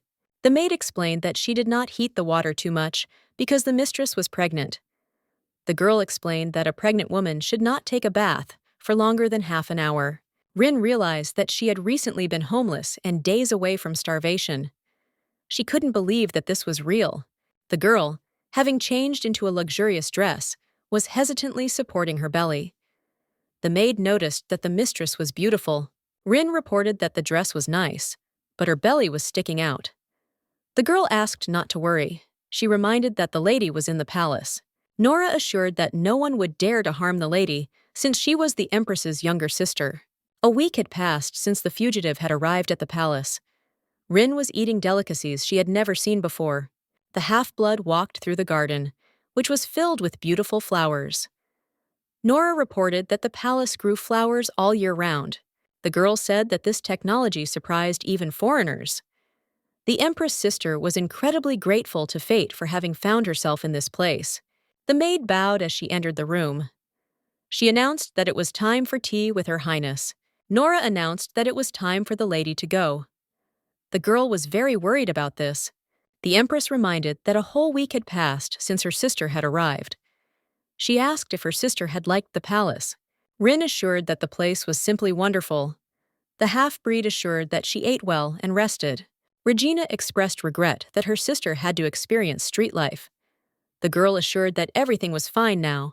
The Empress was overjoyed that she had been able to find her sister by her hair color. The guest reported that it was a brilliant idea, and she admitted that she would never have thought of this on her own. Sitting closer to her sister, the son of the empire asked what was bothering her. The girl assumed that it was because of a change in life. Regina was visibly worried. The aristocrat assured her that she did not have to worry. The heir to the throne reminded her that they were one family. Rin's heart sank as she recalled her lover's words. The girl asked why Her Highness didn't hate her. Regina was a little taken aback by her sister's words. The older sister asked what her reasons were for this. Rin reminded that she was an illegitimate child. The girl was sure that her sister hated her. Regina gently touched her sister's cheek. She couldn't understand why Evelyn was thinking about this. The Empress suggested that things might have turned out differently if her mother had survived. The girl involuntarily recalled happy moments from her childhood. The aristocrat said that her mother died when she was still very little. Regina assured that finding her sister was her salvation. The Empress pressed her forehead to her sister's. The girl explained that she had lived alone for too long. She was glad that she had a loved one again. The aristocrat smiled and was incredibly happy that her sister was now next to her. After the Empress's warm words, all of Rin's fears seemed to have vanished. The girl told her sister that an important ball was coming up. She wanted to introduce her sister to high society. Regina explained that she needed to come up with a story like that. The Empress explained that her father was completely attached to his wife. She was afraid that the fact of the Emperor's betrayal could be condemned by the people. The girl understood that many things did not depend on the family's status. The Empress explained that there could be a stir around their noble family. Regina took her sister's hands and asked if she understood her doubts. Rin couldn't believe that they were talking to her so formally. The aristocrat promised to treat Rin like a sister. The girl explained that she could not officially declare this yet. The half-breed was dumbfounded. She realized that it didn't really matter. The fugitive assured her that everything was fine. She said that she was happy with the current state of things. Rin was content with her situation, food, shelter, and the fact that she had a family. Regina lowered her eyes and thanked him for understanding. A barely noticeable smile appeared on the Empress's face. The girl promised to grant her sister a title and land soon. Rin assured that she had everything she needed. Gently stroking her sister's cheek, the aristocrat assured that she had insisted on this. The girl said that the future was difficult to predict. She asked her sister to take what was rightfully hers. Rin felt like she was in a dream, and she didn't know how her future life would turn out. The Empress asked what Filer had discovered. Regina asked him to tell her about her sister's life before the girl came to the palace. The man understood that Rin had had a hard time. The knight explained that the girl had started working as a maid for a woman named Vesti. At the request, she sold the girl, asking for an outrageous sum. The shop owner asked for a tidy sum for information. Sir said the girl got nothing because she didn't inspire confidence. Filer said they questioned the prior residence. The knight reported that the lady began to show signs of pregnancy shortly after arriving in the city. The guy asked what Regina was planning to do with her father. The girl suggested that her sister had run away from the child's father. The Empress knew that Evelyn would never share the details with her. She was not aware of the possible problems. The girl realized that Evelyn's appearance meant an increase in the number of pretenders to the throne. The Empress understood that her sister had no interest in this. She found it difficult to believe in her sister's innocence. The aristocrat understood that Rome was too naive. The girl realized that she had let her guard down. She asked that her sister not have any problems getting the title. The Empress wanted to know about the man who had offended her sister. The girl decided to deal with him as Rin wished after finding the child's father. Martin smelled a pleasant aroma. The Duke could not believe that his beloved had returned. The guy admitted that she had dreamed of telling a lot. The aristocrat assured that he wanted to apologize. Suddenly, the beloved burst into tears, asking what would happen next. Rin said that it was too late. The little girl said that the gentleman had completely ruined her life. The boy woke up in his empty room in a cold sweat. He jumped out of bed with a piercing scream. Martin realized that he had been having the same nightmare ever since he returned. The guy would be glad to see her healthy, wherever his beloved was. The aristocrat understood that he did not have the courage to admit it to himself. He missed his beloved more and more every day. Rubbing his sleepy eyes, the guy realized that he hadn't changed a bit. Martin realized that he remained the same egoist he had always been. The events are transferred sometime forward. The guests were having fun at the imperial ball, and the common people joyfully asked for beer. It was the first celebration since the coronation. People were sure that the ball would be held only for the nobility. The common people were surprised that they were given a festival. Everyone could have fun, regardless of class. The maids brought different pairs of shoes for the mistress to choose from. Nora was delighted with the girl's appearance and complimented her. The half-breed noted that the outfit was too fancy. The maid assured that the clothes were perfect for the occasion. Bowing, another worker entered the room. The girl announced that the Empress would soon begin her speech. Rin realized that her job had always been to help others pack. She realized that receiving that attention was no less of a hassle. The lady asked to speak to her without any formalities. The girls gathered around the young duke. One of them noticed that the guy had not been to the celebrations for a long time. The blonde heard that he was preparing to become the heir. The successor laughed and assured that he still had much to learn. The interlocutor asked him not to be modest. The lady assured him that she expected great things from him. The girlfriend put her hand on Martin's shoulder. The guy was incredibly happy to see old friends. Philip noticed that it had been difficult to see the Duke lately. Smiling, the young man explained that he was preparing to take over his father's business. The lord lowered his eyes and asked to tell about the trip that Elena had mentioned. The girl heard that the aristocrat was going to look for someone. The friend asked if he had managed to find that person. Suddenly, the Empress entered the ceremony. The host announced that Her Highness Regina wanted to give a speech. The girl thanked everyone present. She recalled that this was the first official ball since her father died. She said that despite his death, one should not forget the great achievements and glorious days of his reign. The girl said that there was another reason for holding the ball. Regina said that she wanted to introduce a very important person to the aristocracy. She asked to greet the guest. The Empress explained that she was her distant relative, Countess Evelyn Betenoir. Cold sweat began to roll down Martin's face. He couldn't understand how his beloved had ended up in this place. The aristocrats, seeing the girl, began to talk among themselves. Many noticed Evelyn's big belly. Someone suggested that the Countess was pregnant. Martin's face turned very pale. The guy stood in the middle of the banquet hall and could not move. Elena asked her friend if he knew about Rin's pregnancy. The girl admitted that she had always been interested in the commoner's unusual hair color. The aristocrat could not imagine that the maid would turn out to be a lost relative of Her Highness. The Duke realized that he had let his beloved go, so that she could be happy in freedom. He did not know what to do considering that fate had brought them together again. Martin assumed that the heavens themselves had ordered him to chase his beloved again. Elizabeth was talking with her friends. The man greeted Her Highness. The Marquise was glad to see them. The Empress explained that she had completed the proper training to take over her father's business. He admitted that he did not know that Her Highness had distant relatives. The aristocrat explained that she understood his doubts.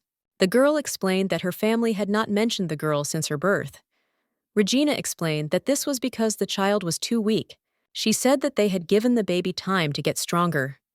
The Empress was sure that the time had come to show Evelyn to the whole world. The man noticed that the Countess's hair was like silver thread. He did not dare to doubt that she was part of the imperial family. The Empress reported that only their blood had this hair color. Rin felt her legs begin to cramp.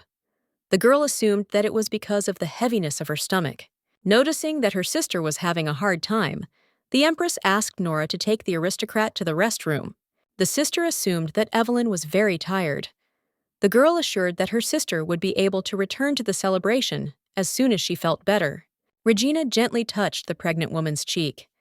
The Empress assured that health was above all else. The sister asked Rin if she could visit her. Martin couldn't take his eyes off his beloved. His sky-blue eyes were filled with longing. Nora asked the mistress not to hurry. The maid helped Rin sit down on the sofa. The worker noticed that the Marquis's face was disgusting. She assumed that the aristocrat doubted Rin's noble origins. Nora reminded the lady that she was part of the imperial family. The worker could not allow anyone to doubt it. Smiling, the Countess thanked Nora for her concern. The girl volunteered to bring hot tea with fruit. The half-breed realized that she had already become accustomed to being so spoiled. Rin remembered working tirelessly. Despite the hard work, she felt great. Putting her hands on her stomach, the girl assumed that it was all because of the baby. She felt the baby kicking in her stomach. The lady called Nora to her, saying that her baby had started kicking. Rin was taken aback when young Mr. Martin entered the room. With a trembling voice, the girl asked the man who entered how he found her. The Duke, without a moment's hesitation, ran up and hugged his beloved tightly. He fell on his knees before her. Rin asked him what he was doing. The guy said that he missed her madly. Martin explained to his beloved that he was sure that she had started a new life. After a few moments, she thought about returning the hug. All the painful memories that connected her with her lover flashed before the half-breed's eyes.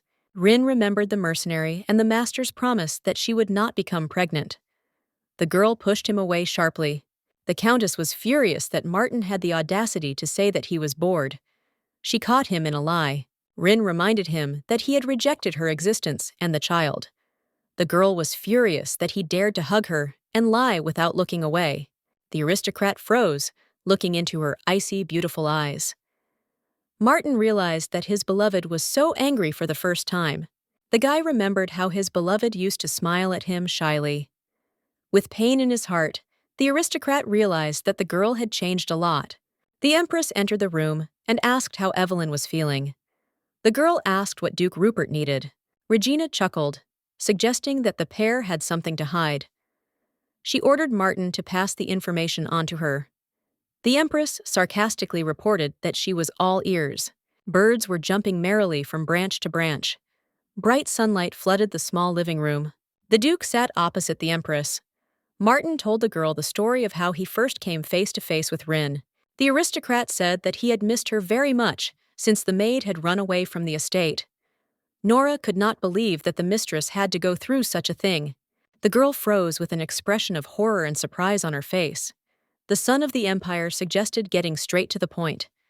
She clarified whether Duke Rupert was the father of Rin's child. The aristocrat lowered his eyes and said that everything was absolutely correct. Regina stood up from her seat and slapped the guy in the face. She asked the Duke with irritation why he did that. The girl explained that his obsession had changed her sister's life forever. Regina asked if he was going to take responsibility for his actions. Looking up, the guy said that when he found out about his beloved's pregnancy, he wanted to find her and propose. Martin explained that he had not been able to contact the pregnant woman until that day.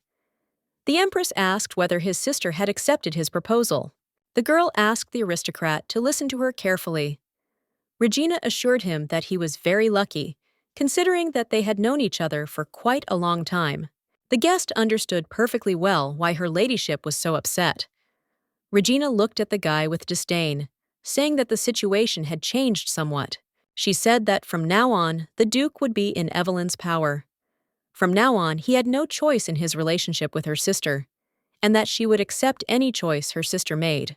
The Empress reminded her that her sister had never had the opportunity to make her own choice. Regina wanted the half-blood to decide for herself what she wanted this time. The girls were discussing the Empress's relative at the tea party. The Countess smiled and said that she had seen her from a close distance. Elizabeth reported that she was beautiful. The girl assured that Evelyn, in addition to luxurious snow-white curls, also had exquisite manners. The aristocrat said that she had been lovingly raised in a noble family. Elizabeth decided to pay Rin a visit soon. The brunette, stroking the cat, asked if it was true that she was pregnant. The girl assumed that the Empress's relative was 8 months pregnant. The brunette found it strange that the noblewoman came to the banquet alone without her husband's company. The girl assumed that she was carrying an illegitimate child. One of the girls, with a trembling voice, suggested that she was not serious. The brunette, stroking her cat, explained that she saw no reason to admire. Considering the woman's impudence, Rin's debut in high society was controversial. Having a child without a husband was considered wrong. The high society came to the unanimous opinion that Rin was a dissolute woman. The countess appeared before the aristocracy as a shameless simpleton. The maid informed Her Highness that her sister had come to see her. Rin hesitantly knocked on the door. The countess approached her sister. The Empress asked for forgiveness for calling her at such a late hour. Regina assumed that her sister was already sleepy. Son of the Empire hoped that she had not woken the girl. Smiling, the half-breed assured that she was out for a walk at the time. The pregnant woman saw the Empress with a glass in her hand for the first time. Smiling, the girl explained that sometimes it was necessary to relax. The aristocrat told her sister that she once took a sip of the best whiskey. Rin was amazed by the Empress's courage. Looking down, the girl asked if her sister had heard the dirty rumors. The slightly dejected guest reported that she had heard rumors that she was carrying an illegitimate child. Regina assured that her opinion remained the same. The girl said that the last word was left to her sister. She suggested getting married, teaching Martin a lesson, or raising the child independently. Rin explained that if she decided to raise the child on her own, it could put the girl in a difficult situation. The Empress assured that her sister was not to blame for this. The girl was determined to protect her sister no matter what. Rin realized that she couldn't allow the pregnancy to damage Her Highness's reputation. The Countess still felt terrible. The servant quickly ran up to the young gentleman. The young man said that the Countess had come to visit him. The guy, tearing himself away from his business, rushed to his beloved. Martin asked the guest how she felt. The Countess asked him not to come closer.